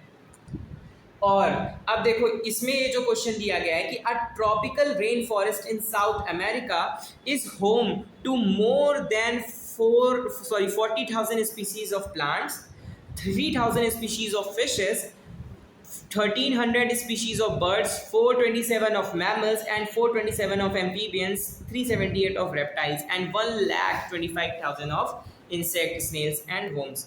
क्वेश्चन तुमको दिया गया है फ्रॉम द गिवन डाटा, जो ऊपर डाटा दिया गया है, calculate the total number of non vertebrates species in the rain forest. अब कुछ अति महान छात्र ऐसे होते हैं वो क्या करेंगे, इन सबको काउंट कर लेंगे, वो क्या करेंगे इन सबको काउंट कर लेंगे, ठीक है। यानी कि इनको भी काउंट कर लेंगे, इनको भी काउंट कर लेंगे, इनको भी कर लेंगे, इनको सबको काउंट कर लेंगे। लेकिन जो भी समझदार और अच्छे बच्चे होंगे वो वर्टिब्रेट्स देखते ही समझ जाएंगे भाई प्लांट और इंसेक्ट कहाँ से वर्टिब्रेट होने लग गए, कब से क्या उनकी नोटोकॉर्ड है, नहीं है ना उनकी नोटोकॉर्ड, यानी स्पाइनल कॉर्ड क्या उनके पास प्रेजेंट है कि नहीं। और वर्टिब्रेट्स की बात जब भी की जा रही है यानी तुम्हारे कॉर्डेटा की बात की जा रही है, यानी कि इसमें कौन कौन से आ जाएंगे, परम आ जाएंगे तुम्हारे, परम यानी कि Pisces, Aves, reptiles, amphibians and mammals, ठीक है। तो यानी कि हम इसको ऐड करेंगे, 3,000 फिशेस हैं, 1,300 बर्ड्स हैं, 427 मैमल्स हैं, 427 एम्फीबियंस हैं, 378 रेप्टाइल्स हैं और प्लांट्स एंड इंसेक्ट्स काउंट नहीं होंगे। सो अगर तुम इनको टोटल करते हो तो तुम्हारा टोटल आ जाएगा 5532, ठीक है। सो टोटल वर्टिब्रेट्स कितने हैं 5,532। Now give the reason to justify that the huge difference in the number of plants and animal species. Basically animals जो होते हैं वो मोबाइल्स होते हैं, मोबाइल मतलब कि वो अपने पैरों पे चल सकते हैं, एनिमल्स आर मोबाइल।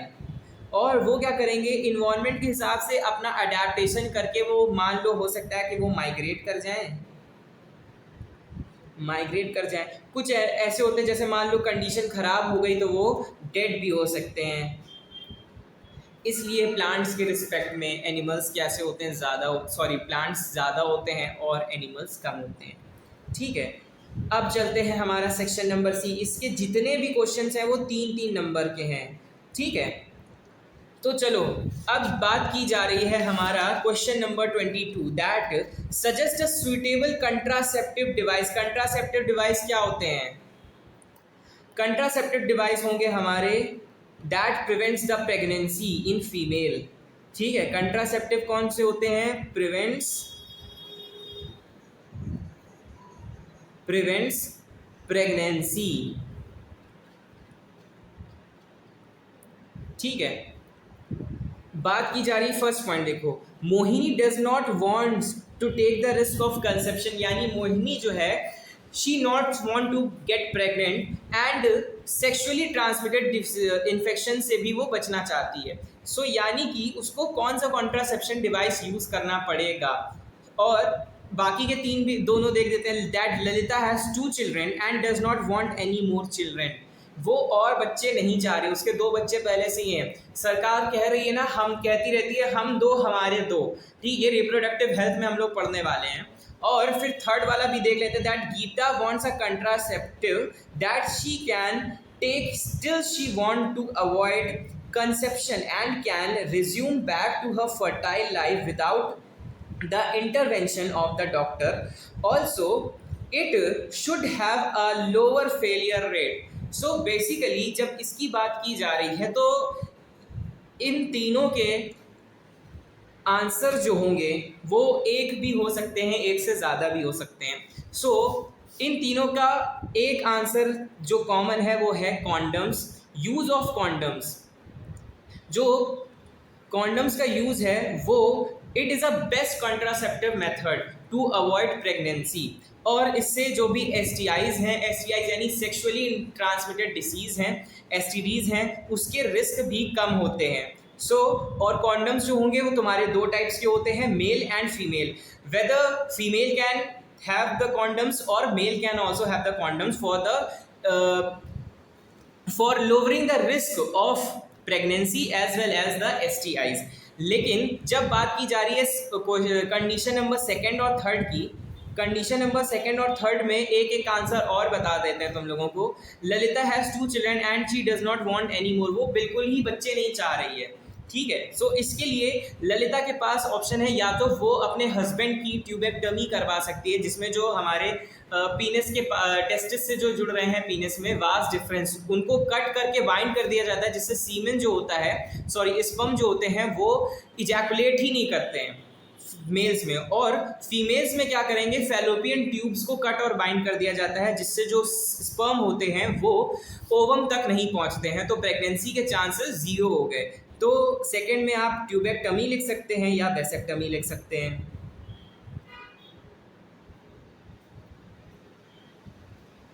ट्यूबेक्टमी और वेसेक्टमी। वेसेक्टमी किसके लिए होती है? मेल्स के लिए होती है, जिसमें cutting and binding of vas deferens. और ट्यूबेक्टमी किसके लिए होती है? फीमेल्स के लिए होती है। और फिर नेक्स्ट देखते हैं, गीता वांट्स अ कंट्रासेप्टिव। वैसे इसका बेस्ट एग्जांपल, बेस्ट यूज तो होना चाहिए, बेस्ट आंसर होना चाहिए कॉन्डम, बट एक और आंसर और यूज कर लो, ओरल पिल्स। लेकिन ओरल पिल्स जो होती हैं, या कह सकते हो आई पिल्स जो होती हैं, ये क्या होती हैं? ये फीमेल के जो हॉर्मोन्स होते हैं उनको थोड़ा सा डीरेगुलेट कर देती हैं। जैसे मान लीजिए after sexual reproduction, the process of sexual reproduction, female doesn't want to get pregnant, so basically they can easily use the oral pills, जो क्या करेंगे, उनके ओवरीज में जो ओवम रिलीज हुआ है उसको पूरी तरह से डिस्ट्रॉय कर देती हैं। इससे क्या करता है, कभी कभार तो फर्क नहीं पड़ता है, लेकिन आपने एक चीज़ ये भी देखनी चाहिए कि इंटरवेंशन ऑफ डॉक्टर के बिना गाइडेंस के आपको ये पिल्स का यूज़ नहीं करना चाहिए। जब इसमें दिया हुआ है कि इंटरवेंशन ऑफ द डॉक्टर, तो आप इजीली ओरल पिल्स को टिक कर सकते हैं, ओरल पिल्स मेंशन कर सकते हैं। ये हो गया हमारा ये वाला क्वेश्चन। ठीक है, नाउ अब ये जो डायग्राम दिया गया है इसमें बताया गया है कि given below is a figure showing transport of ovum, fertilization and the passage of growing embryo through fallopian tubes in a human female. Answer the question that follows.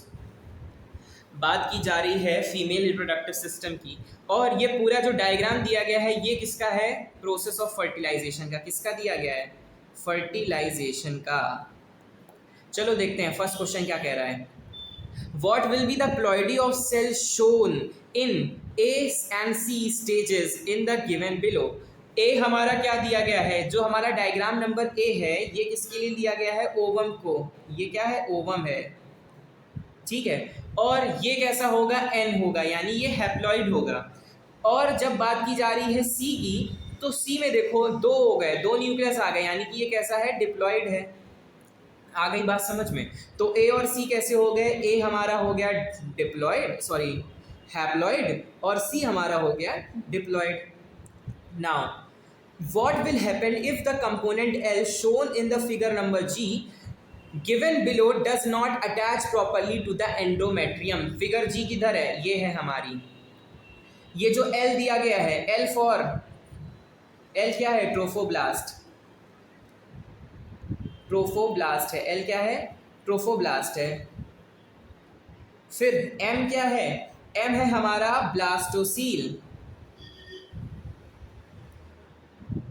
ये पूरा ब्लास्टोसिस्ट का स्ट्रक्चर दिया गया है तुमको। एम जो है तुम्हारा ब्लास्टोसील है, और एन जो है तुम्हारे वो है तुम्हारे इनर सेल मास, ठीक है। अब क्या होगा कि जब ये ट्रोफोब्लास्ट वाली लेयर ब्लास्टोसील की जो है ये एंडोमेट्रियम में अटैच ना हो, जैसे ये अटैचमेंट दिया गया है, ठीक है, अगर ये इसमें अटैच्ड ही नहीं हो रही है, यानी कि इम्प्लांटेशन नहीं होगा। इम्प्लांटेशन नहीं होगा तो इम्प्लांटेशन नहीं होगा तो क्या हो जाएगा?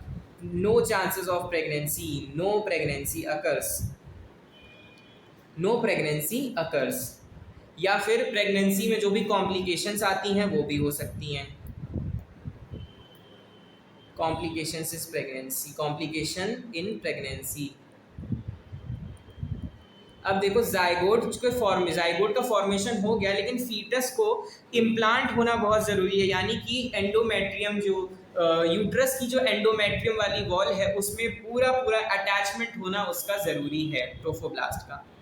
सो ये तुम्हारा हो गया question number second. Now question number third जो है, in a pregnant mother case X, कोई भी केस एक्स दिया गया है, during early pregnancy the fertilised egg splits into two embryos, यानी जो फर्टिलाइज्ड एग है वो दो एम्ब्रियो में बटा जा रहा है, ठीक है। एट स्टेज सी में जो देख रहे हो उसमें दो एम्ब्रियो में बटा जा रहा है। Show in the figure given below resulting in the formation of twins, इसमें twins का formation हो रहा है। will the genome of the cells of these two embryo exhibits variation? no।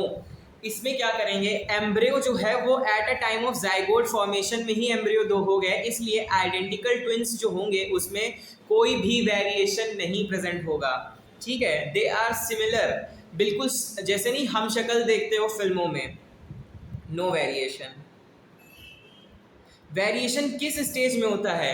Variation उस स्टेज में होता है जब वो एम्ब्रियो की जगह जाइगोट ही दो बन जाएं, ठीक है, तब वेरिएशन देखने को मिलता है। एक जाइगोट से दो एम्ब्रियो बन रहे हैं तो वेरिएशन देखने को नहीं मिलेगा।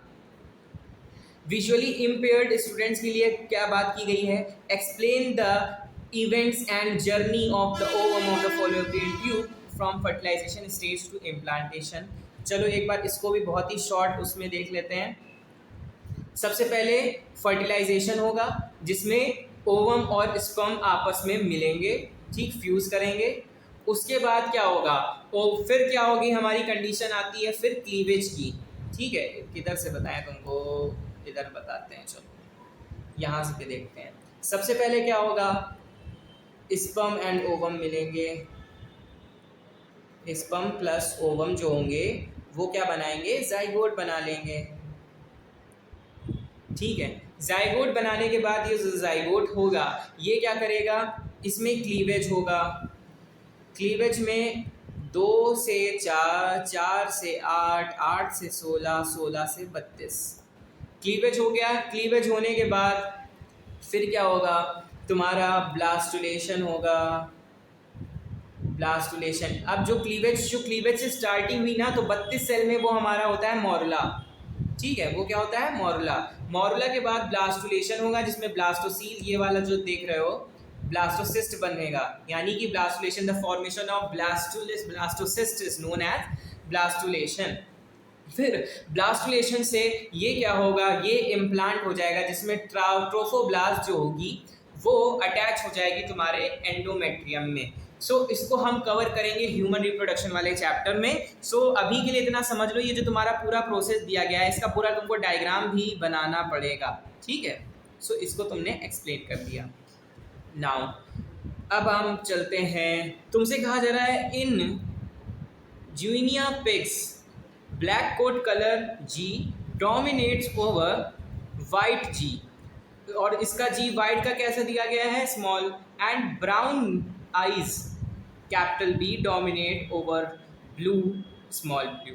ठीक है, the alleles for coat colour and eye colour are not linked. What will be the probability of the offspring having blue eyes and white coat if both parents are heterozygous for eye and coat color? Find the probability using a Punnett square. अब देखो, तुमसे क्या चीज़ कही गई है कि brown के लिए क्या यूज़ किया गया है? कैपिटल B, और ब्लू के लिए यूज़ किया गया है स्मॉल b।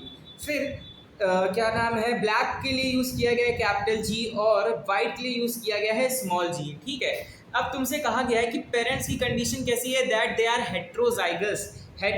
चलो सबसे पहले हेट्रोजाइगस कंडीशन बनाते हैं। हेट्रोजाइगस कंडीशन कैसी आएगी तुम्हारी? ठीक है, तो हेट्रोजाइगस कंडीशन आने वाली है, यानी कि B कैपिटल रहेगा, स्मॉल b, ये एक पेरेंट, ये सपोज दैट ये मेल है, और एक पेरेंट कैसे रहेंगी? ये होंगी फीमेल। ठीक है, अब इनका क्रॉस हुआ, तो क्रॉस होने के बाद इनके गैमीट्स कैसे बन करके सामने आने वाले हैं? तो गैमीट्स बन करके तुम्हारे पास आ जाएंगे BG। ठीक है, फिर BG, और क्या बना? BG, फिर बनेगा तुम्हारा BG, ये। ठीक है, यानी कि ये कैसा हुआ? ये वाला जो आएगा तुम्हारा, ये कैसा रहेगा?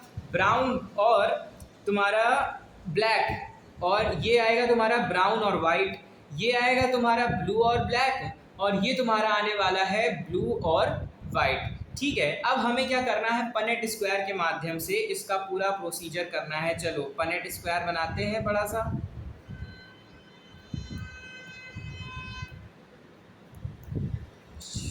चलो अच्छा, ठीक है, इधर नहीं चलेगा, चलो ऊपर चला लेंगे हम इसको। ठीक है, चलो ये चीज़ समझ में आ गई ना? इसको ज़रा समझते हैं यहाँ पर फिर। ठीक है, अब हमारे पास बहुत बड़ा स्पेस आ गया। ठीक, चलो स्टार्ट करते हैं। पनेट स्क्वायर बनाएंगे।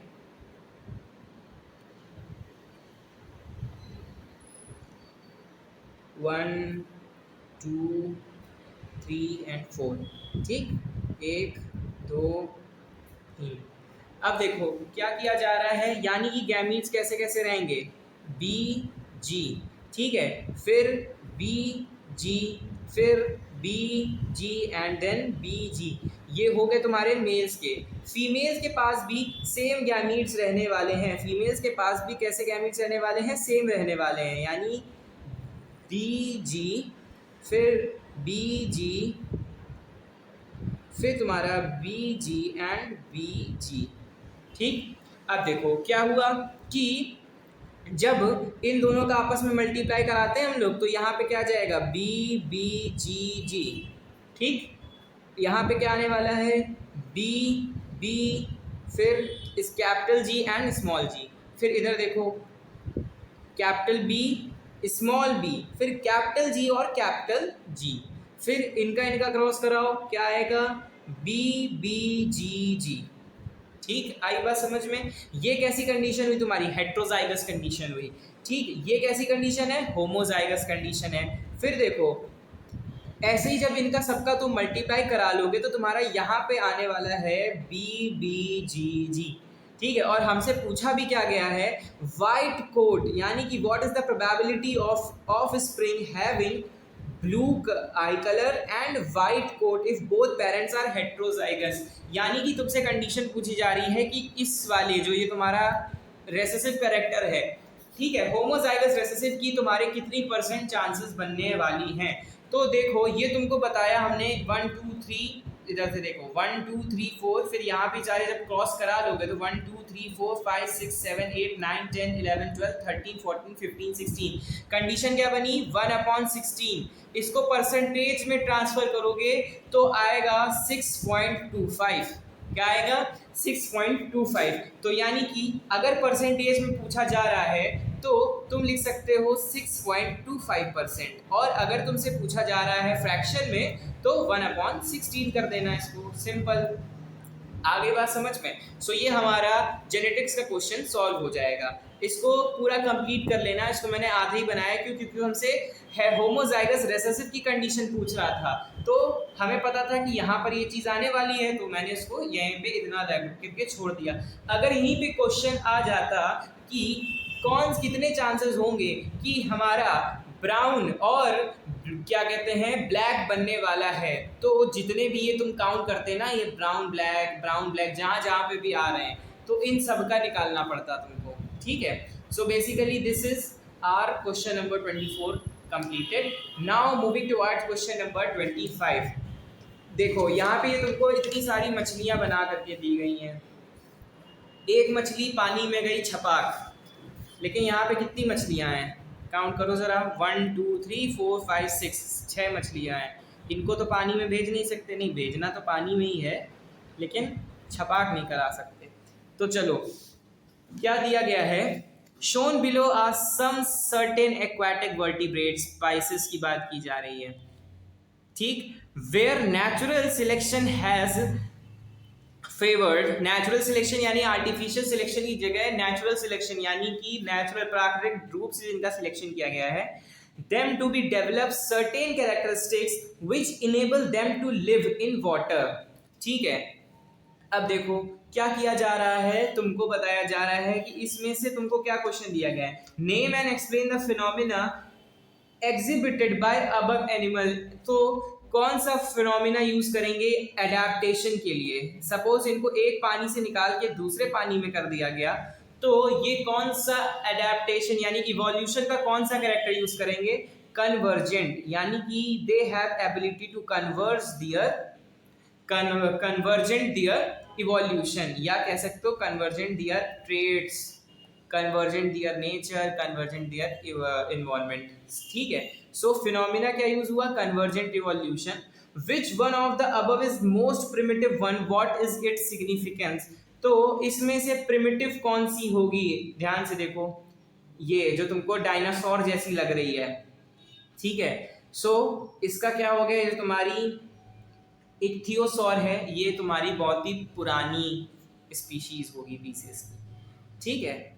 फिर विजुअली इम्पेयर्ड स्टूडेंट्स के लिए ये चीज दी गई है कि what are the basic conceptual similarities and dissimilarities या difference between Lamarckism and Darwinian theory of evolution। बहुत बढ़िया। जब सिमिलरिटीज की बात करते हो तो सिमिलरिटीज में दोनों ने ये माना था कि जितने भी लिविंग बींग्स हैं वो हेरिडिटरी कैरेक्टर्स यानी हेरिडिटरी ट्रेड्स के ऊपर डिपेंड करते हैं, यानी ऐसे कैरेक्टर्स जो उनको उनके पूर्वजों से यानी उनको उनके पेरेंट्स से मिले हैं। दोनों ने ये चीज प्रूव की थी, लेकिन लेमार्क और डार्विन ने जो थ्योरी दी थी जिराफ से रिलेटेड, ठीक है। तो जिराफ से रिलेटेड लेमार्क ने क्या कहा था, लेमार्क ने ये कहा था कि जो भी जिराफ होंगे, सपोज दैट कोई भी जिराफ है, तो वो क्या करेगा, सबसे पहले मान लो जिराफ, उन्होंने एक सिंपल सा एक ही रीजन दिया था कि जो जिराफ की गर्दन थी वो पहले बहुत छोटी हुआ करती थी, शॉर्ट नेक जिराफ हुआ करते थे, ठीक है, शॉर्ट नेक्ड जिराफ, ठीक है। फिर क्या हुआ, वो क्या करते थे, पहले शॉर्ट प्लांट्स को खाते थे। अब क्या हुआ, प्लांट्स ने अपनी हाइट बढ़ाना शुरू कर दी, तो जब प्लांट्स की हाइट बढ़ गई तो जिराफ की गर्दन जो है वो उचक उचक के अपने आप जो है लंबी हो गई। लेकिन डार्विन ने इसका विरोध किया और डार्विन ने ये थ्योरी दी। डार्विन ने क्या कहा था? डार्विन ने ये कहा कि जो जिराफ हैं उनकी लॉन्ग नेक होने का रीजन ये है कि उनमें से लॉन्ग नेक होने का रीजन ये है कि उनके पेरेंट में या उनके किसी पूर्वज में उनकी नेक लंबी होगी, इसलिए वो चीज सामने आ रही है। सो लेमार्क ने क्या किया? प्लांट्स के रेफरेंस में ये बात कही, और जो क्या कहते हैं तुम्हारे डार्विन है उन्होंने जिराफ के ही रेफरेंस में बात की। और फिर तुमसे क्वेश्चन नंबर 2 में मांगा गया है एग्जाम्पल। तो एग्जाम्पल के साथ तुमको जिराफ वाला एग्जाम्पल सबसे बेस्ट है, उसी को तुम लिख सकते हो, उसी को समझा सकते हो। ठीक है, आगे बढ़ते हैं।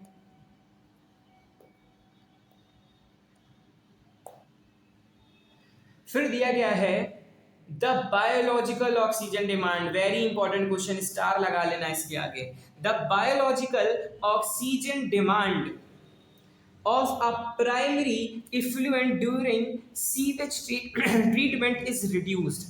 Enlist the process of how this is activated. So यहाँ पे तुमको दो टेक्निक्स के मैं नाम बता रहा हूँ। फ्लॉक्स, सबसे पहली टेक्निक है तुम्हारी फ्लॉक्स,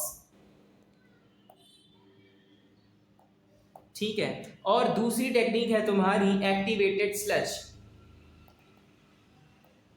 एक्टिवेटेड स्लज, इनके ही माध्यम से तुम्हारा पूरा sewage treatment biological oxygen demand की सहायता से पूरा हो जाएगा। ठीक, अब देखो 27 नंबर क्वेश्चन पे attempt either A either B. ठीक है, इसमें क्या चीज तुमको दी गई है? Expand ELISA on what principle ELISA test is based? List 2 ways by which an infection can be detected by this test. तो एलिजा का फुल फॉर्म, एलिजा का फुल फॉर्म क्या होता है? सबसे पहले वो देखते हैं। एलिजा का फुल फॉर्म होगा एलिजा, ठीक है, इधर लिखते हैं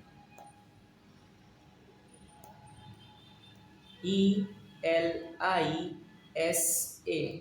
सो एलिजा का मतलब होगा एंजाइम,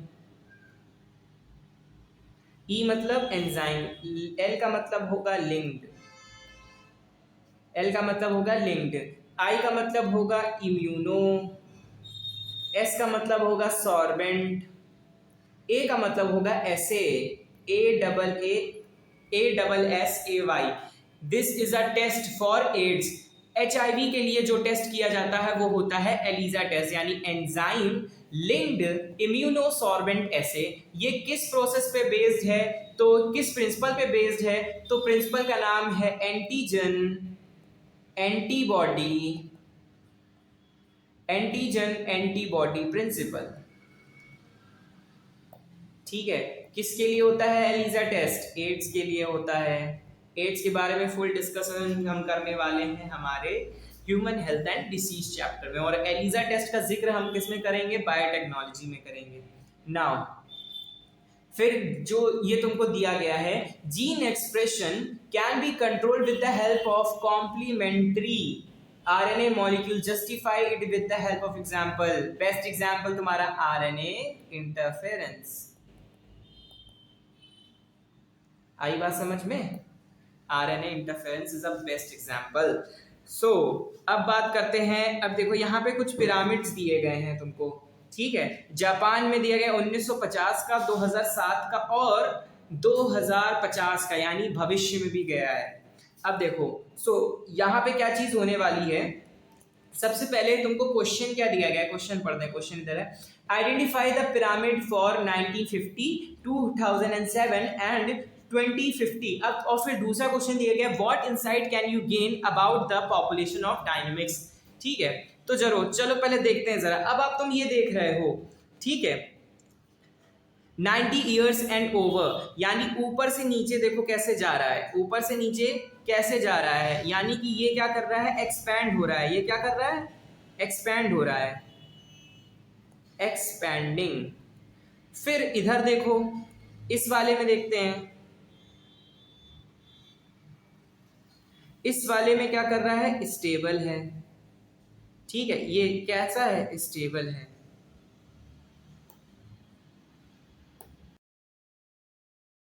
और 2050 के बारे में तो तुम देख रहे हो कि जो तुम्हारा ये जो है वो डिक्रीज करता जा रहा है ग्राफ। ठीक है, सो यानी कि वी कैन से दैट ये वाला ग्राफ जो है वो डिक्लाइन कर रहा है। अब तुमसे पूछा जा रहा है कि तुम्हारा इसमें नजरिया क्या है। तो नजरिया तुम ये देख सकते हो कि 1950 में जितने भी तुम्हारे पॉपुलेशन थी वो इंक्रीज कर गई हैं, जितनी भी एज के ग्रुप थे वो इंक्रीज कर रहे हैं।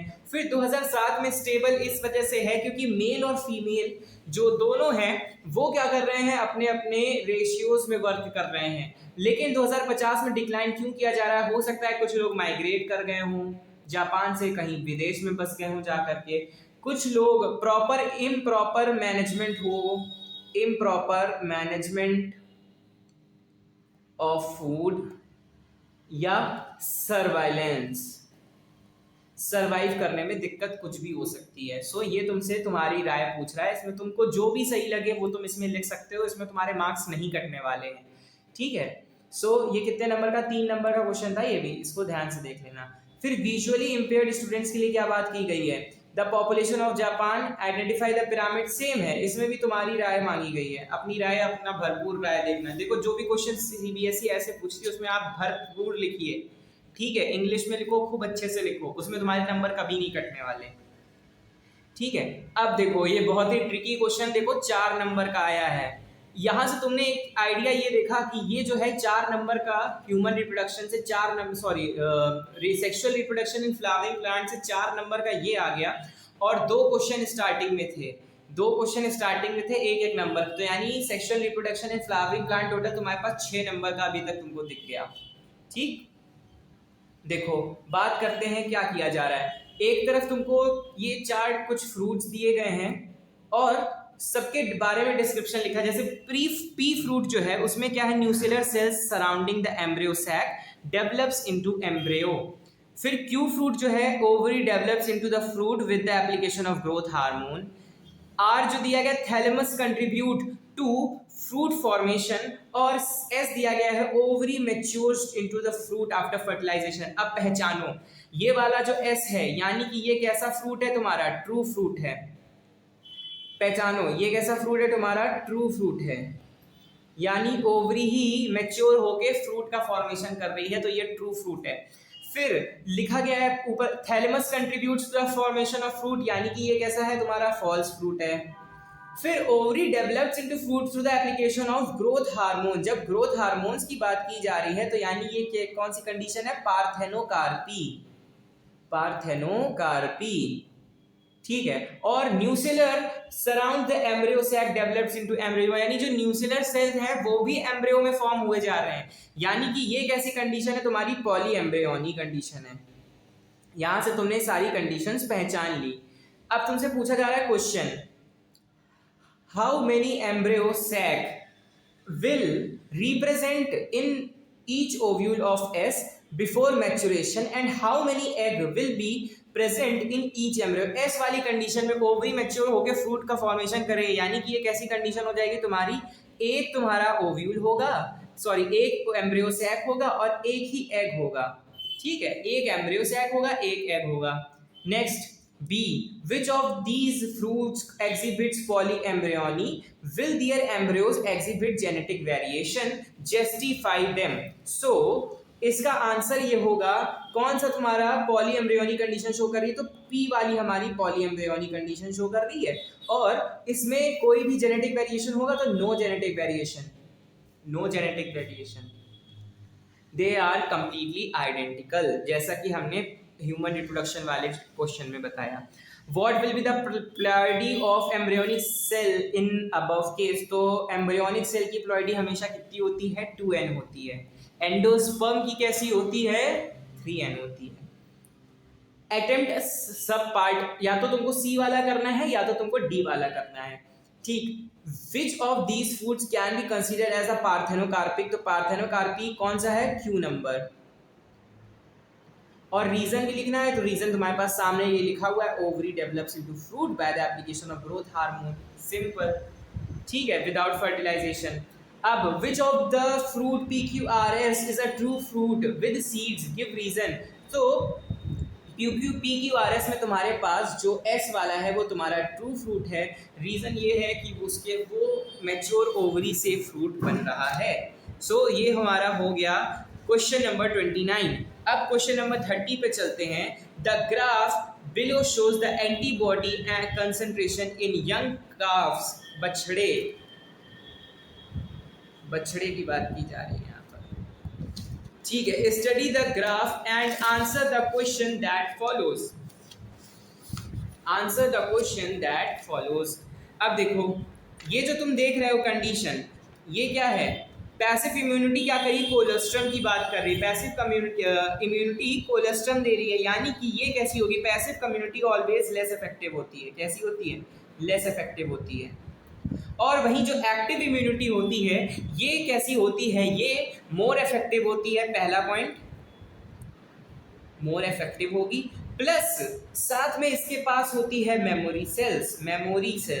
यानी कि सपोज दैट कोई भी वायरस आया तुम्हारी बॉडी में, ठीक है, तो छोटा फॉर्म में था वो वायरस, तो तुम्हारी एक्टिव इम्यूनिटी ने उसको तुरंत रिकॉग्नाइज करके मार दिया। फिर क्या हुआ? उसी का बड़ा फॉर्म अगर आ गया तो तुम्हारी एक्टिव सेल क्या करेंगी? उनकी मेमोरी सेल्स एक्टिवेट हो जाएंगी। एक्टिव इम्यूनिटी की मेमोरी सेल्स एक्टिवेट हो जाएंगी और वो क्या करेंगी कि अच्छा, हम इसको पहले भी मार चुके हैं, ये तब नहीं मारा, तो चलो अब ब्रह्मास्त्र निकालते हैं इसको मारने के लिए। सो हमारा वायरस जो है इजीली मर जाता है। इसलिए वायरस हो या माइक्रोब्स हो, नॉट ओनली अबाउट वायरस। सो ये चीज़ ध्यान रखना। और ये जो पैसिव इम्यूनिटी है, इसमें मेमोरी सेल नहीं होती, no memory cell. They don't have power for recognising the microbe. अब देखो, क्वेश्चन तुमसे पूछा गया है, what do you think the difference between passive and active immunity in this case. अरे वाह, ये तो मैंने तुमको एक्सप्लेन ही कर दिया कि ये जो होंगी वो लेस इफेक्टिव होंगी, नो मेमोरी सेल, और इसमें क्या होगी? मेमोरी सेल होंगी। इसके 2-3 पॉइंट्स और देख लेना बुक से, एनसीईआरटी से, ठीक है। What happens to passive immunity as days go?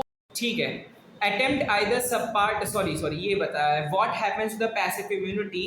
अगर passive immunity जो है वो डे बाय डे, तो यानी कि इसमें क्या फर्क आएगा? तुम्हारे एंटीजन और एंटीबॉडी में फर्क आएगा, ठीक है।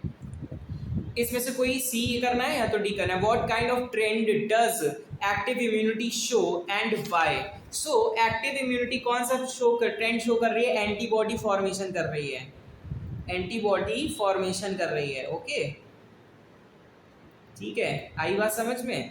फिर what kind of immunity will be observed when a vaccine is administered to the calf and why? So अभी तुमको बताया था, तुम लोगों ने कोविड के टाइम पे तुम लोगों ने वैक्सीन लगवाई थी, कोविशील्ड लगवाई थी और कोवैक्सीन लगवाई थी, ठीक है। तो उसमें क्या किया गया था? ठीक है, एक लेस इफेक्टिव वायरस को तुम्हारी बॉडी में इंजेक्ट किया गया था, ठीक है, बॉडी में इंजेक्ट किया गया था। इससे क्या हुआ था कि तुम कोविड, जैसे मान लो किसी ने कोविशील्ड लगवा दी, तो उसमें कोविशील्ड में तुम्हारी बॉडी में वायरस को इंजेक्ट किया गया, जिससे तुम्हारी जो इम्यूनिटी थी उसने उसको मारना शुरू किया। मारने के बाद जब अगर तुमको कभी सही में कोरोना हो गया, तो वो क्या करेगा? वो उसको रिकॉग्नाइज करके एक्टिव इम्यूनिटी जो होगी तुम्हारे बॉडी की, वो उसको रिकॉग्नाइज करके फिर से किल कर देगी ब्रह्मास्त्र निकाल के, ठीक है। सो ये होता है वैक्सीन। और ये वैक्सीन यानी कि कौन प्रूफ कर रहा है? तुम्हारी एक्टिव इम्यूनिटी यूज करेगी। वैक्सीन में किसका काम है? तुम्हारी एक्टिव इम्यूनिटी का। फिर विजुअली इम्पेयर्ड स्टूडेंट्स के लिए दिया गया है, ये भी मुझे लगता है पूरा सेम है। यस, पूरा सेम है, सेम एज अबव। आई बात समझ में? अब देखो, construct a complete transcription unit. ये हमारा लास्ट यूनिट आ गई, लास्ट सेक्शन आ गया, जो हमारे 5 मार्क्स के हैं, ठीक है। Construct a complete transcription unit with promoter and terminator, ठीक, प्रमोटर टर्मिनेटर, यही करना था इसमें, ठीक। नीचे एक स्टैंड और बना देना, ठीक। अब जैसे मान लो अगर ये 5' है तो ये 3' होगा, ये 3' होगा तो ये 5' होगा। दिस इज योर ये तुम्हारे प्रमोटर हैं और ये क्या है? तुम्हारे टर्मिनेटर हैं। आगे बात समझ में? फिर how is the transcription more complex process in eukaryotes? Explain the additional process that precursor mRNA has to undergo in these organism. ठीक है। सो इसमें तुमको पूरा ट्रांसक्रिप्शन का प्रोसेस एक्सप्लेन करना है। ट्रांसक्रिप्शन का प्रोसेस एक्सप्लेन कर दोगे तो तुम्हारे पास जो तुम्हारा प्रिकर्सर आरएनए है वो क्लियर हो जाएगा। अब देखो, फिर तुमसे पूछा गया है फॉर विजुअली इम्पेयर्ड स्टैंड के लिए, तो विजुअली इम्पेयर्ड के लिए ये पूछा गया है कि why both strands are not copied during transcription. Transcription में एक ही स्ट्रैंड क्यों कॉपी होता है, दो क्यों नहीं होते हैं? अब देखो, होता यह है कि आरएनए क्यों बन रहा है, क्योंकि एमआरएनए का जो कैसा होता है वो सिंगल स्ट्रैंडेड होता है। अगर दोनों स्ट्रैंड कॉपी होने लग जाए ट्रांसक्रिप्शन में तो यानी कि दो दो आरएनए बनाने पड़ेंगे, दो स्ट्रैंड का आरएनए बन जाएगा, और दो स्ट्रैंड का आरएनए बन जाएगा तो राइबोसोम उसको प्रोटीन सिंथेसिस कैसे कर पाएगा? ठीक है। सो इसको लिख सकते हो that only one strand is copied during transcription because formation of mRNA that is single stranded is depends on the DNA, and if there are more than one RNA or more than one strand of RNA is present, the protein synthesis will not stimulated properly. ठीक। Now, how is the transcription more complex process in eukaryotes? Again तुमको इसको transcription को पूरा explain करना है, पूरा process. Now, और दोनों में से कोई एक करना है तुमको तो ये भी देख लो। Explain the process of amino acylation of tRNA, mention its role in translation. तो एमिनो एसाइलेशन यानी कि एमिनो सिंथेसिस, यानी एमिनो एसिड्स का तुम्हारे आरएनए पे लगना, एमिनो एसिड्स का तुम्हारे आरएनए पे लगना। सपोज दैट ये एक राइबोसोम है, यहाँ पर एक आरएनए आएगा, यहाँ पे तुम्हारे सारे एमिनो एसिड्स लगे हुए हैं, और ये देखो ये क्या कर रहे हैं, एक एक एमिनो एसिड तुम्हारे उसमें लगते चले जा रहे हैं। ठीक है, बहुत बढ़िया प्रोसेस है, इसको कहते हैं ट्रांसलेशन। यानी इसमें तुमको ट्रांसलेशन पूछा गया। तुमको अगर ट्रांसक्रिप्शन अच्छे से आता हो तो ट्रांसक्रिप्शन करना, अगर ट्रांसलेशन अच्छे से आता हो तो ट्रांसलेशन करना। ठीक है। फिर तुमसे पूछा जा रहा है कि how do ribosome in cell act as a cell factory. क्यों राइबोसोम, सारा काम तो राइबोसोम ही कर रहे हैं भाई। राइबोसोम को क्यों कहा जा रहा है फैक्ट्रीज ऑफ प्रोटीन सिंथेसिस? भी राइबोसोम जो है उसी के अंदर तुम्हारा प्रोटीन सिंथेसिस यानी ट्रांसलेशन का पूरा प्रोसेस जो हो रहा है वो तुम्हारे राइबोसोम्स के अंदर हो रहा है। आई बात समझ में? अब देखो, फिर तुमसे पूछा जा रहा है correct sequence of the triplet पूछा गया है यहाँ पे। ठीक, क्वेश्चन पढ़ना है, इसमें तुमसे पूछा जा रहा है correct sequence of the triplet. कौन कौन सा एमिनो एसिड पहले आएगा, इसके लिए तुमको सारे एमिनो एसिड के जो हैं वो याद करने होंगे। यहीं पे तुमको ट्रिपलेट कोडन मैंने उस टाइम भी बताया था कौन कौन से हैं। UAG स्टॉप कोडन होगा, फिर होगा तुम्हारा UGA, और फिर होगा तुम्हारा UAA। ये तीन कैसे होते हैं? स्टॉप कोडन, यानी इनके पास कोई भी एमिनो एसिड नहीं रहेगा। अब देखो, तुमसे जब सीक्वेंस पूछा गया है एमिनो एसिड का तो तुम क्या क्या बताओगे? सबसे पहले तुम्हारा अर्जिनिन आएगा, फिर तुम्हारा आएगा थ्रियोनिन, फिर तुम्हारे आएंगे हिस्टीडीन, थर्ड नंबर हिस्टीडीन, फिर तुम्हारा आएगा ल्यूसीन। आ गया। अब कितने बचे तुम्हारे? तीन बचे हैं और। ठीक है। फिर लाइसिन के बाद तुम्हारा आ जाएगा ग्लाइसिन, सॉरी ये तुम्हारा आने वाला है प्रोलीन, फिर तुम्हारा ग्लाइसिन, फिर तुम्हारा सेरेनिन। ठीक, this is all clear about sequence. ठीक है, यहाँ से देखते जाओ 1 2 3 4 5 6 7 8 9। तो ACA में क्या था तुम्हारा? ठीक, कहीं दिख रहा है? यहाँ CGA से स्टार्ट हुआ है तो तुम्हारे ये सारे लगने शुरू हो जाएंगे।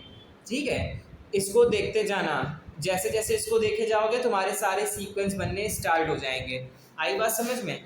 फिर जो विजुअली इम्पेयर्ड स्टूडेंट्स हैं उनके लिए क्या किया गया है? Explain the phenomena for that forms the genetic basis to prove that the codon is a triplet and read it as a continuous manner। ठीक है, ये तो तुम्हारा क्या हो जाएगा? एमनियो, क्या है क्वेश्चन का? ये देखो ऊपर लिखा हुआ फिनोमेना तुम्हारे पास, एमनियो एसाइलेशन। ठीक है, सेम ये भी तुम्हारा कंप्लीट हो गया। फिर लास्ट 2 क्वेश्चंस आर रिमेन। बात की जा रही है some plant and animal pathogen serve as one of the tools for recombinant DNA technology। ठीक है, RDNA जिसको कहते हैं। Name one animal and one plant pathogen that and discuss the pathogenic nature of both state how they serve as food. तो तुमको मैं नाम बता रहा हूँ, ठीक है। एनिमल के लिए जब भी बात आए तो रेट्रोवायरस, एनिमल के लिए बात की जा रही है, इधर लिख देते हैं, ठीक है। जब भी एनिमल के लिए बात की जा रही है, एनिमल के लिए बात की जा रही है तो किसका नाम लिखोगे, तुम रेट्रोवायरस का लिखोगे। और प्लांट्स के लिए जब बात की जाएगी तो लिखोगे एग्रोबैक्टीरियम का।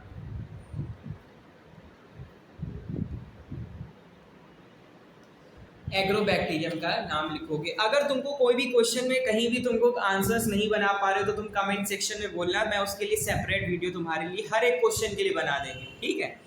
जिसमें लॉन्ग आंसर में तुमको दिक्कत हो, क्योंकि अभी तो ये पॉसिबल नहीं है कि मैं तुमको पूरा पूरा लॉन्ग आंसर्स दूँ। अगर तुम चाह रहे हो तो मैं इस पूरे सेट को तुम्हारे लिए सॉल्व कर, अभी तो ऐसे भी कर रहा हूँ, लेकिन अगर तुम ये चाह रहे हो कि सर एक पर्टिकुलर आंसर मुझे अच्छा सा बना करके भी दें तो वो भी तुमको मिल जाएगा, लेकिन वो नोट्स के फॉर्म में मिलेगा, ठीक है। Now what are the enzymes needed for rDNA technology restriction endonuclease? Restriction endonuclease, this is a enzyme जिसको हम कहते हैं molecular scissor, very good, ठीक है। so ये हो गया हमारा एंजाइम की बात कर ली। एक एंजाइम और आ सकता है लाइगेज। लाइगेज क्या होता है, जोड़ने का काम करता है। Now a farmer owns a cotton farm land which is getting infested with coleopteran pests. He is not willing to use microbes to protect his farm. Name an alternate method to introduce a gene of interest that pathogen would have otherwise delivered and discuss the alternate method would deliver the gene. So इसका best example है biolistic gene, ठीक है। इसमें तुमको नाम लिखना है, biolistic gene लिख दो। State how this gene would control the pest. So ये क्या करेगा, बीटी टॉक्सिन की बात करी जा रही है, बीटी टॉक्सिन की बात बेसिकली की जा रही है। जो क्राइजीन होता है ना, क्राइजीन क्या करेगा, ठीक है। बीटी टॉक्सिन क्या है, बीटी कॉटन के लिए बेसिकली यूज होता है, ठीक है। तो क्राइजीन क्या करेगा, वो जो भी इंसेक्ट या पेस्ट आया होगा उसके गट पे लग जाएगा और वो उसके लिए टॉक्सिन साबित हो जाएगा, वो धीरे धीरे मर जाएगा। बायोटेक्नोलॉजी का ये बेस्ट एग्जाम्पल है जिससे कि जो है कॉटन की फसल सुरक्षित रह सकती थी। और BAMH1 is a restriction enzyme. तुमसे क्या कहा गया है, रेस्ट्रिक्शन एंडोन्यूक्लियस की ही बात की जा रही है। Restriction enzyme which recognise the sequence, यानी कि ये सीक्वेंस तुमको दिया गया है। The restriction activity of this enzyme is between G and G, okay. Construct a palindrome sequence for the above sequence. Palindrome sequence क्या होगा, सपोज दैट तुमसे कहा जा रहा है पैलिंड्रोमिक सीक्वेंस बनाते हैं, यहाँ पे कर रहा हूँ मैं, देखना 32 नंबर, 32 नंबर यहाँ पे बनाने जा रहे हैं। 32 का क्या है हमारे पास, ए है 5 डैश, सॉरी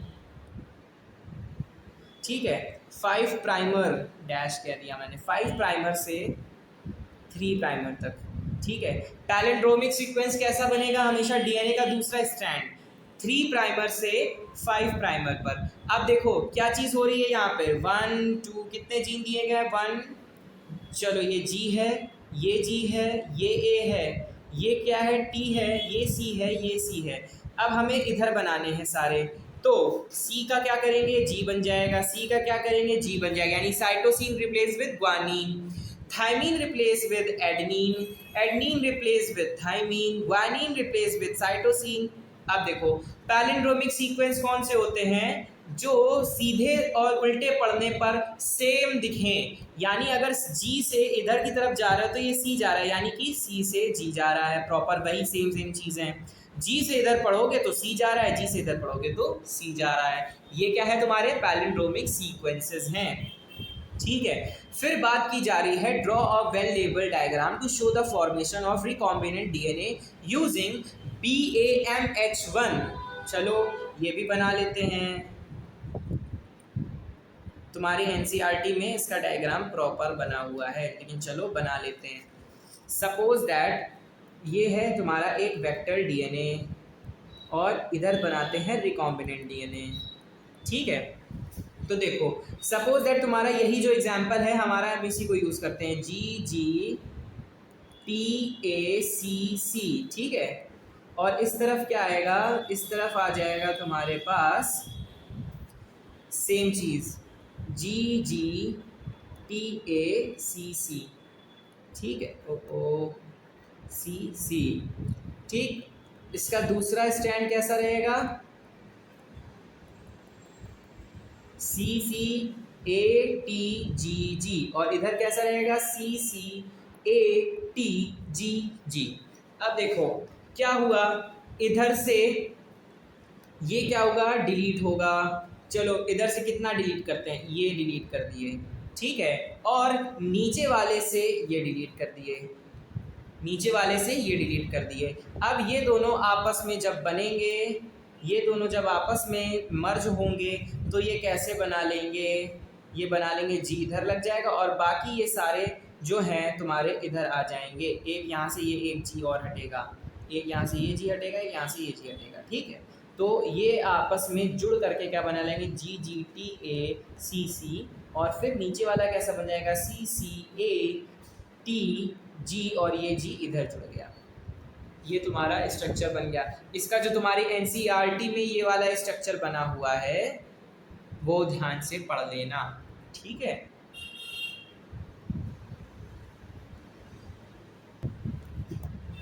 ये जो तुम्हारा डायग्राम है ना, ये tools of recombinant DNA technology में बना हुआ है।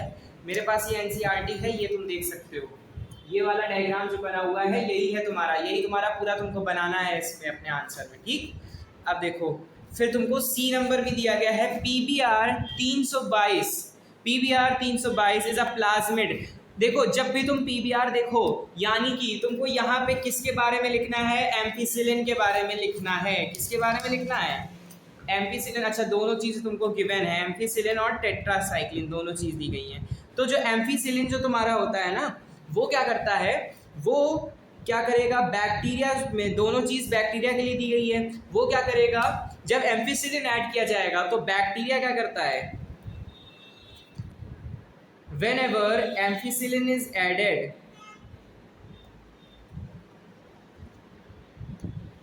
जब एम्फीसिलिन ऐड होगा तो bacteria will show, bacteria show resistance, resistance show करेगा। और बैक्टीरिया क्या करेगा, सरवाइव कर जाएगा। जब वो वैरायटी शो कर देगा, रेजिस्टेंस, रेजिस्टिविटी बैक्टीरिया शो कर देता है तो वो बच जाता है, यानी बैक्टीरिया सरवाइव कर जाएगा। लेकिन जब टेट्रासाइक्लिन डाला जाएगा तो बैक्टीरिया में, तो bacteria does not show resistivity, resistance, and bacteria dies. आई बात समझ में। बेसिकली ये तुम्हारा हो गया 32। जब 33 क्वेश्चन की बात कर रहे हैं तो इसमें तुम देख रहे हो सेक्शन ए जो तुम्हारा है वो पॉपुलेशन से है। ये पूरा क्वेश्चन ये तुम लोगों को ही सॉल्व करना है। क्यों? क्योंकि आप कैसा सोच रहे हैं कंपटीशन के बारे में, ये पूरा तुम्हारा एसर्शन बेस्ड क्वेश्चन है। इसको आप लोग सॉल्व करिए। कोई भी दिक्कत आए तो हम इसको अलग से एक सेपरेट वीडियो इसका लेकर के आएंगे, ठीक है। इसमें बिल्कुल भी कोई कंफ्यूजन नहीं होनी चाहिए। बेसिकली अकॉर्डिंग टू मी, अगर तुमको कभी इसमें डाउट हो रहा है तो तुमको हमेशा ऑप्शन नंबर बी लेकर के चलना चाहिए, मेरी मानो तो, ठीक है। अगर ऑप्शन में आया है ये क्वेश्चन तो हमेशा और नीचे वाला सॉल्व करने की कोशिश करो, क्योंकि ये वाला जो क्वेश्चन है इसमें कई बार कुछ ऐसी चीज़ें होती है कि तुमने मान लो अपना दिमाग लगा लिया और एग्जामिनर को तुम्हारा दिमाग नहीं पसंद आया तो तुमको 0 मार्क्स दे देगा। समझ में आया? अगर तुम चाहते हो कि इसके लिए इसको भी सॉल्व करें तो इसके एक सेपरेट वीडियो मैं बना दूंगा, उसमें इसको चीज़ अच्छे से समझ लेंगे। लेकिन अब जब बात करते हैं हम और में जो ऑप्शन में दिया गया है इसकी, तो how does a simple food chain exemplify the first law of thermodynamics. First law of thermodynamics क्या था? Energy cannot be created nor be destroyed. Energy cannot be created nor be destroyed. समझना, इसको समझते हैं जरा।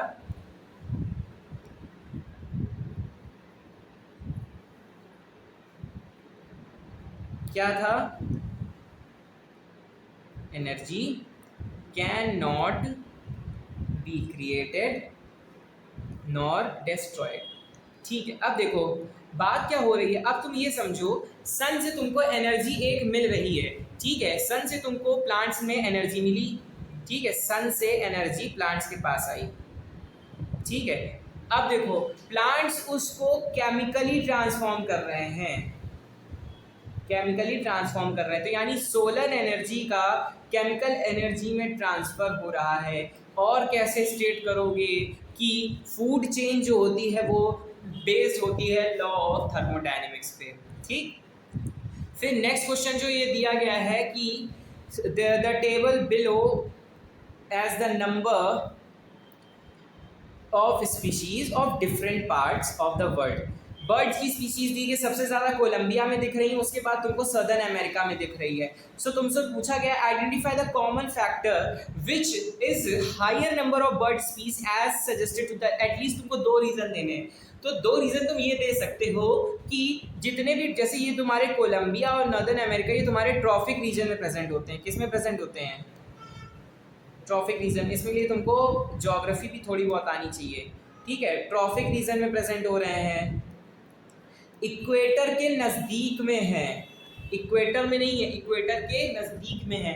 सो कई बार क्या होता है, बर्ड्स को यहाँ पर बेहतरीन सुविधाएं मिल जाती हैं, बर्ड्स को यहाँ पर इनरिचमेंट फूड भी मिलेगा, इनरिचमेंट चीज़ें मिल जाएंगी, हवा पानी सब उनके लिए उनके स्पीशीज़ के अकॉर्डिंग ही रहेगा। इसलिए ये चीज़ कही जाती है कि दो रीज़न ये दे सकते हो कि सबसे पहले तो वो ट्रॉफिक रीजन के होने के आसपास, इक्वेटर के पास होने के लिए they have very good environment for survive, environment for survive. और दूसरा रीजन ये दे सकते हो कि इक्वेटर, कई बार ये होता है कि कुछ जो बर्ड्स होती हैं वो इक्वेटर को क्रॉस नहीं करती हैं, they do not cross equator, ठीक है। इक्वेटर लाइन को क्रॉस कर देंगी तो उनके लिए बिल्कुल ही चेंजमेंट आ जाएगा, उनके लिए बिल्कुल ही चेंजमेंट आ जाएगा, और वो चेंजमेंट वो बर्दाश्त नहीं कर सकती, इसलिए वो क्या करती हैं, मर जाती हैं।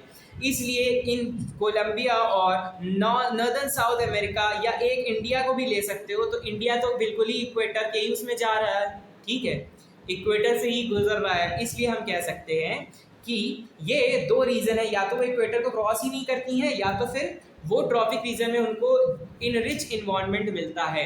सो बेसिकली हमारा आज का गोल जो था कि हम पढ़ें, हमारा सीबीएसई का सैम्पल पेपर वो कंप्लीट हो गया। अब तुमको कुछ काम करने हैं, प्रैक्टिस सेट लगाने हैं,